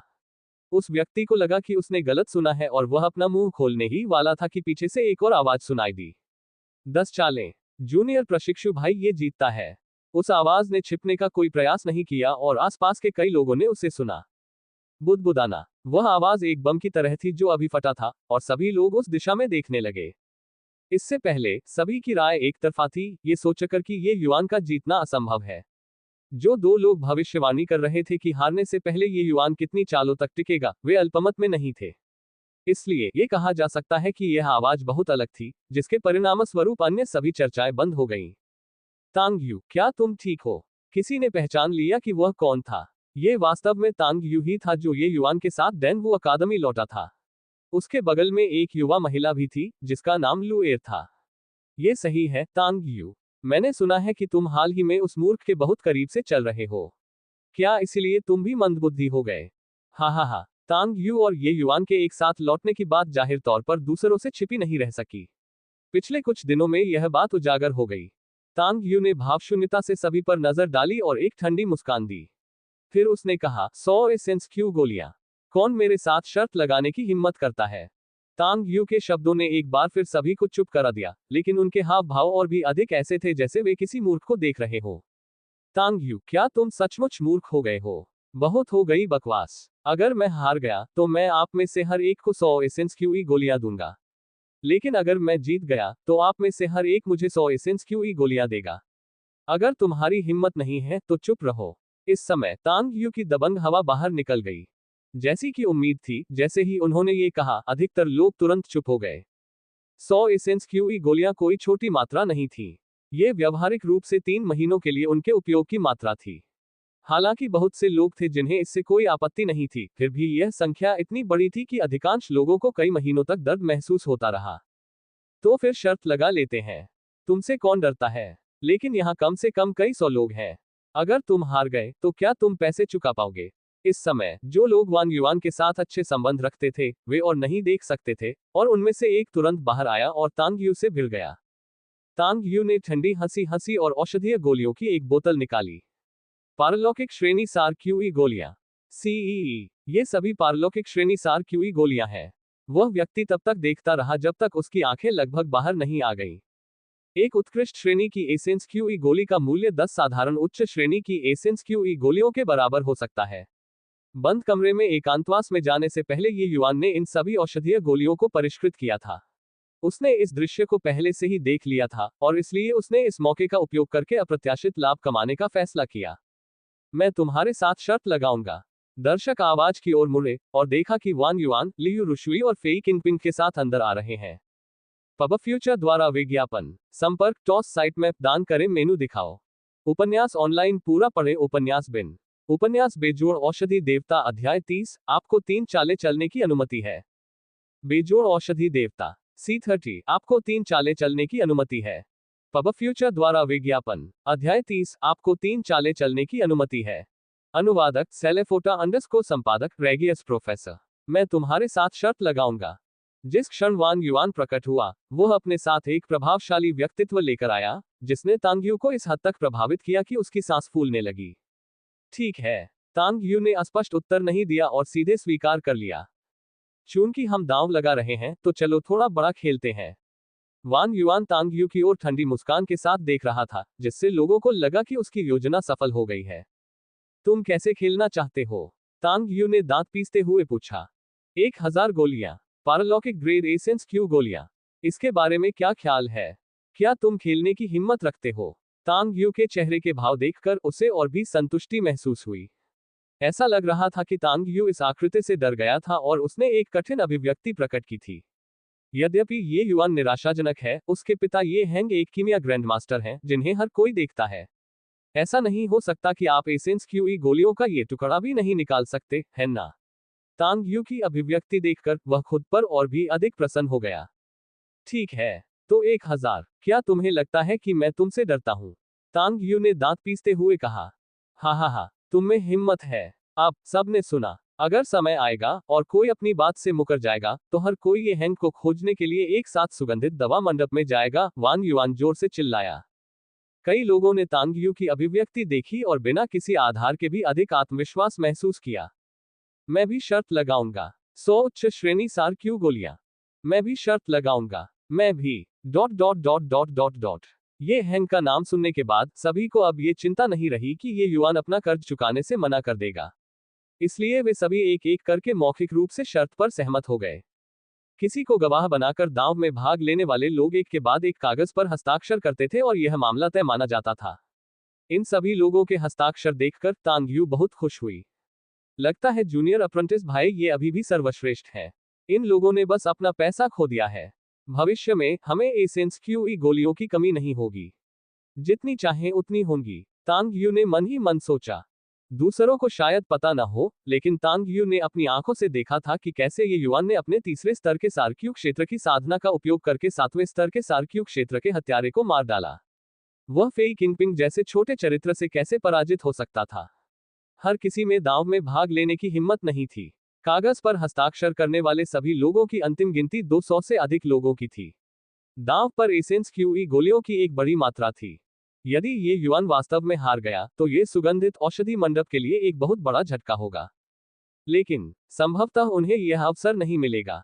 विशेषकर वांग युआन को इस बार निश्चित रूप से भारी नुकसान उठाना पड़ा। पब फ्यूचर द्वारा विज्ञापन। बेट 100 and get 400 across platform. Get 10% weekly cashback. Bet 100 and get 400 across platform. Get 10% weekly cashback. YOLO247.co। ये काम निपट जाने के बाद बहुत देर हो चुकी थी। फेई किंगपिंग धीरे धीरे युद्ध क्षेत्र में चला गया। ये फेई किंगपिंग वास्तव में पहले से ही 5वें स्तर सार्क्यू क्षेत्र में है। ये सच है। ये युआन अब निश्चित रूप से बर्बाद हो चुका है। हा, अभी अभी 100 उच्च श्रेणी के एसेंस क्यूई गोलियों का दांव वास्तव में एक बड़ी जीत थी। एक ही परिस्थिति में एक क्षेत्र का अंतर पहले से ही सब कुछ तय कर सकता था। यही कारण था कि हर कोई ये युआन के बारे में आशावादी नहीं था। यदि इन छात्रों में शुरू में अभी भी ये युआन के प्रति आस्था का कोई अंश था, तो फेई किंगपिंग के 5वें स्तर के सार्क्यू क्षेत्र को देखने के बाद आस्था का वह अंतिम अंश भी समाप्त हो गया। जनता की राय सुनकर फेई किंगपिंग को बहुत ताजगी महसूस हुई। उसके दिल में जो शुरुआती चिंता थी, वह पूरी तरह से भूल चुकी थी। फेई किंगपिंग हमेशा वांग युआन के पीछे पीछे चलता रहा था। उसने कभी नहीं सोचा था कि एक दिन वह भी सबका ध्यान अपनी ओर खींच लेगा। आज के बाद मुझे शायद लड़कियों से बहुत सारे प्रेम पत्र मिलेंगे, है ना? फेई किंगपिंग ने मन ही मन सोचा। पिछले 3 दिनों में फेई किंगपिंग ने थोड़ी सी भी ढिलाई बरतने की हिम्मत नहीं की। सबसे पहले उसने एक दिन का उपयोग अर्चन को तोड़ने के लिए किया। सार इकट्ठा करने वाली गोली के प्रभाव अप्रत्याशित रूप से अच्छे थे, जिससे वह 5वें स्तर के सार्क्यूई दायरे में आसानी से आगे बढ़ गया। इसके बाद वह कम कैप्चरिंग हैंड को प्रशिक्षित करने के लिए एक बंद दरवाजे के एकांत में चला गया। भले ही समय थोड़ा कम था, वांग युआन के मार्गदर्शन में कुछ सफलता मिली। इस स्थिति में फेई किंगपिंग को हारने की संभावना का कोई निशान भी नहीं मिला। अभी तो समय क्या हो गया है? ये युआन अभी तक यहाँ क्यों नहीं आया? उसने शायद आने की हिम्मत नहीं की और पहले ही भाग गया। हा, अपना सम्मान खोना अपनी जान गंवाने से बेहतर है। आखिरकार अगर वह आएगा भी तो मर जाएगा। कम से कम वह अपने पिता को ढाल बनाकर अपनी जान तो बचा सकता है। बहुत देर हो चुकी थी और हर कोई इंतजार करते करते अधीर हो चुका था। ऐसी परिस्थितियों में सभी को लगा कि ये युआन बहुत डरा हुआ है, इसलिए उसने आने की हिम्मत नहीं की। युद्ध क्षेत्र में एक निजी प्रदर्शन स्टैंड पर 17 और 18 वर्ष की आयु के 2 युवक अपने हाथ पीठ के पीछे बांधे खड़े थे। एक का रौब आसमान की ओर था, जबकि दूसरे का जीवन के प्रति उदासीन रवैया था। ये सोचना कि महान मार्शल रोल ऑफ ऑनर का रैंक 1 वास्तव में इस तरह की छोटी सी लड़ाई देखने के लिए नीचे गिर जाएगा। उस उदासीन दिखने वाले व्यक्ति ने नए आगंतुक को देखने के बाद आश्चर्य व्यक्त करने से खुद को रोक नहीं सका। मार्शल रोल ऑफ ऑनर में प्रथम स्थान पर रहने वाला यह व्यक्ति, जो बादलों तक पहुंचने वाली प्रभावशाली हवा उत्सर्जित कर रहा था, वास्तव में डेनवू अकादमी में प्रसिद्ध नंबर 1 व्यक्ति लोंग टैंग था। लोंग तांग का दूसरे पक्ष के उपहास का जवाब देने का कोई इरादा नहीं था। वह जानता था कि उसके सामने जो व्यक्ति शांत दिख रहा था, वह वास्तव में एक बहुत ही बुरा प्रतिद्वंद्वी था। क्या तुम भी नहीं आए, मार्शल रोल ऑफ ऑनर के रैंक 2? लोंग तांग ने इत्मीनान से डांटा। ये शांत दिखने वाला आदमी वास्तव में मार्शल रोल ऑफ ऑनर में दूसरे स्थान पर था, जुओ बुगुई। अगर आसपास कोई और छात्र होता तो वे निस्संदेह बहुत आश्चर्यचकित होते। मार्शल रोल ऑफ ऑनर के रैंक 1 और रैंक 2 नए खिलाड़ियों के बीच लड़ाई पर ध्यान देने के लिए एक साथ दिखाई देते हैं। ये पूरी तरह से अकल्पनीय था। हा, मैं इस रैंक 2 को लंबे समय तक नहीं रख सकता। जूनियर अप्रेंटिस सिस्टर फैंग मेरे पीछे पड़ी है। मुझे डर है कि मार्शल रोल ऑफ ऑनर की अगली लड़ाई में इस रैंक 2 के मालिक को बदलना पड़ेगा। जुओ बुगुई के चेहरे पर असहाय भाव था। पब फ्यूचर द्वारा विज्ञापन। बेट 100 and get 400 across platform. Get 10% weekly cashback.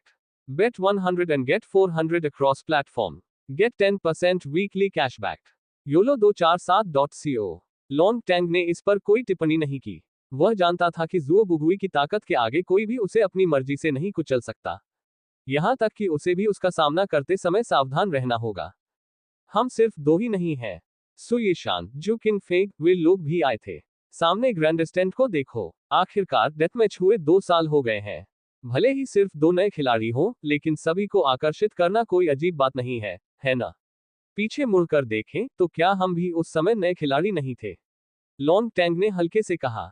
हे, ये सच है। पहले कौन नौसिखिया नहीं था। लेकिन उस साथी सु यीशान और वान युआन की रुचियां समान है।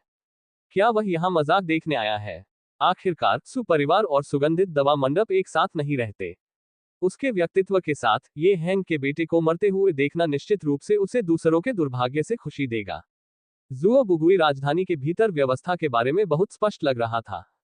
यह मेरा कोई काम नहीं है, लॉन्ग तांग ने उदासीनता से कहा। टस्क, मुझे पता था कि तुम ऐसी ही हो। मुझे पता है कि तुम आज यहाँ इसलिए आए हो क्योंकि तुम देखना चाहती थी कि स्टैकिंग वेव्स लेड पाम, जिसे तुम भी नहीं सीख पाए, क्या कोई नौसिखिया भी सीख सकता है ना? जुओ बुगुई लॉन्ग टैंग को बहुत अच्छी तरह से समझता था और उसने सीधे लॉन्ग टैंग की यात्रा का उद्देश्य बता दिया। लॉन्ग टैंग ने इससे इनकार नहीं किया। सिर हिलाते हुए उसने कहा, स्टैकिंग वेव्स लेयर्ड पाम एक अधूरी मार्शल तकनीक हो सकती है, लेकिन अकादमी में इसे सार्वजनिक रूप से सबसे कठिन माना जाता है, साथ ही यह सबसे शक्तिशाली मार्शल तकनीक भी है। पिछले कुछ सालों में लगभग किसी ने भी इसे छूने की हिम्मत नहीं की। मैं देखना चाहता हूं कि क्या ये युआन यहां मजाक करने आया है, या क्या उसके पास वास्तव में स्टैकिंग वेव्स लेयर्ड पाम में महारत हासिल करने का आत्मविश्वास है। जुओ बुगुई ने अपने होठों को सिकोड़ते हुए कहा, मुझे लगता है कि तुम बहुत ज्यादा सोच रहे हो। तुम्हारे जैसे पागल ने भी सिर्फ पहली परत में महारत हासिल करने के लिए 1 महीने का समय लगाया। आखिरी जगह पर रहने वाला ये युआन कैसे उसमें महारत हासिल कर सकता है? भले ही उसने उसमें महारत हासिल कर ली हो, लेकिन पहली परत की लहर का क्या उपयोग है? फेई किंगपिंग और उसके बीच का अंतर 2 पूरे साधना क्षेत्रों का है। शायद लॉन्ग तांग जुओ बुगुई के साथ बहस करने में परेशान नहीं हुआ और उसने बेपरवाही से जवाब दिया। अरे, ये कैसा रवैया है? क्या सारा दिन मस्त दिखने की जरूरत है? उद्धरण चिन्ह dot dot dot dot dot dot उद्धरण चिन्ह। मुझे लगता है कि तुम इसे अब और नहीं देख पाओगे। ये युआन वह बदमाश शायद पहले ही भाग गया है। कितना समय हो गया है और अभी तक वह दिखाई नहीं दिया है। जुओ बुगुई लगातार बोलता रहा, लेकिन लॉन्ग तांग जवाब देने की जहमत नहीं उठा सका। Dot dot dot dot dot dot रास्ता बनाओ, रास्ता बनाओ। ठीक इसी समय ये युआन ने अपनी पूरी आवाज में चिल्लाया। वह बाहर फंस गया था, अंदर जाने में असमर्थ था। ये युआन है। वह आया। उसने सचमुच आने की हिम्मत की। जल्दी से उसके लिए रास्ता बनाओ, मुझे मेरी एसेंस क्यू गोलियां इकट्ठा करने में देरी मत करो। हंसी की लहर के बीच सभी ने ये युआन के लिए रास्ता बनाया। हालांकि ये युआन सीधे युद्ध क्षेत्र में प्रवेश नहीं किया, बल्कि तांग यू के पास आया और चालाकी से पूछा, क्या ये हो गया? तांग यू मुस्कुराया। चिंता मत करो जूनियर प्रशिक्षु भाई, ये सौभाग्य से मैंने तुम्हें निराश नहीं किया। हा, तो यह अच्छा है, यह अच्छा है। अपनी बात समाप्त करते हुए ये युआन ने फिर दोनों हाथ ऊपर उठाए और अपने हाथों को विनम्रता से कप के आकार में बनाया, और उसने कहा, सभी वरिष्ठ प्रशिक्षु भाइयों और बहनों को बहुत बहुत धन्यवाद जिन्होंने ये एसेंस क्यूई गोलियां दी। मैं, आपका कनिष्ठ प्रशिक्षु भाई, यहां आपको धन्यवाद देता हूं और कृपया उन्हें स्वीकार करता हूं। सब लोग एक दूसरे को अवाक होकर देख रहे थे, समझ नहीं पा रहे थे कि ये युआन क्यों दिखावा कर रहा है। क्या उसने ट्रेनिंग से अपना दिमाग खराब कर लिया है? सभी की हैरानी भरी निगाहों को नजरअंदाज करते हुए ये युआन ने तांग यू से कहा, वरिष्ठ प्रशिक्षु भाई तांग, ध्यान रखना कि नाम सूची खो न जाए। मैच के बाद मुझे जाकर प्रत्येक व्यक्ति से दावा करना है। बातचीत समाप्त करते हुए ये युआन कदम दर कदम युद्ध क्षेत्र में चला गया। फेई किंगपिंग के चेहरे पर एक ठंडी मुस्कान थी जब उसने ये युआन को दिखावा करते देखा। तुम मरने वाले हो और फिर भी तुम एसेंस क्यूई गोलियां मांगने की हिम्मत करते हो। ये युआन मुस्कुराया और कहा, फेई किंगपिंग, क्या तुमने शर्त लगाई? चूंकि मैं मरने वाला हूं, तो तुम कुछ और शर्त क्यों नहीं लगाते? चिंता मत करो, मैंने पहले ही सब कुछ दांव पर लगा दिया है। अब मैं तुम्हें पश्चिमी स्वर्ग में भेजूंगा। फेई किंगपिंग ने अपने 5वें स्तर के सार क्यूई दायरे की शक्ति को पूरी तरह से मुक्त कर दिया क्योंकि वह शुरू से ही पहल करना चाहता था। गति खराब नहीं है। ये आप वास्तव में 5वें स्तर सार क्यू क्षेत्र में हैं। ये युआन के चेहरे पर आश्चर्य प्रकट हुआ। फेई किंगपिंग ने ये युआन के चेहरे का रंग बदलते देखा और खुद पर प्रसन्न हुए बिना नहीं रह सके। हंफ, वैसे भी हम आखिरकार प्रशिक्षु भाई हैं। ये कैसा रहेगा, मैं तुम्हें 3 चाल चलने की इजाजत देता हूं। अपनी चाल चलो। ये युआन ने प्रसन्न भाव प्रकट किया और आश्चर्य से पूछा, क्या आप सचमुच ऐसा कह रहे हैं, वरिष्ठ प्रशिक्षु भाई फेई? बिल्कुल, तो ये बहुत बढ़िया है। ये युआन मुस्कुराया। चारों ओर देखते हुए, उसने कहा, आप सभी ने सुना। वह वही था जिसने कहा था कि वह मुझे 3 चालें चलने देगा। पब फ्यूचर द्वारा विज्ञापन। भारत के सबसे बड़े एक्सचेंज पर सबसे बढ़िया ऑड्स और सबसे बड़ा बोनस। अभी बेट लगाएं। भारत के सबसे बड़े एक्सचेंज पर सबसे बढ़िया ऑड्स और सबसे बड़ा बोनस। अभी बेट लगाएं। संपर्क टॉस साइट मैप दान करें।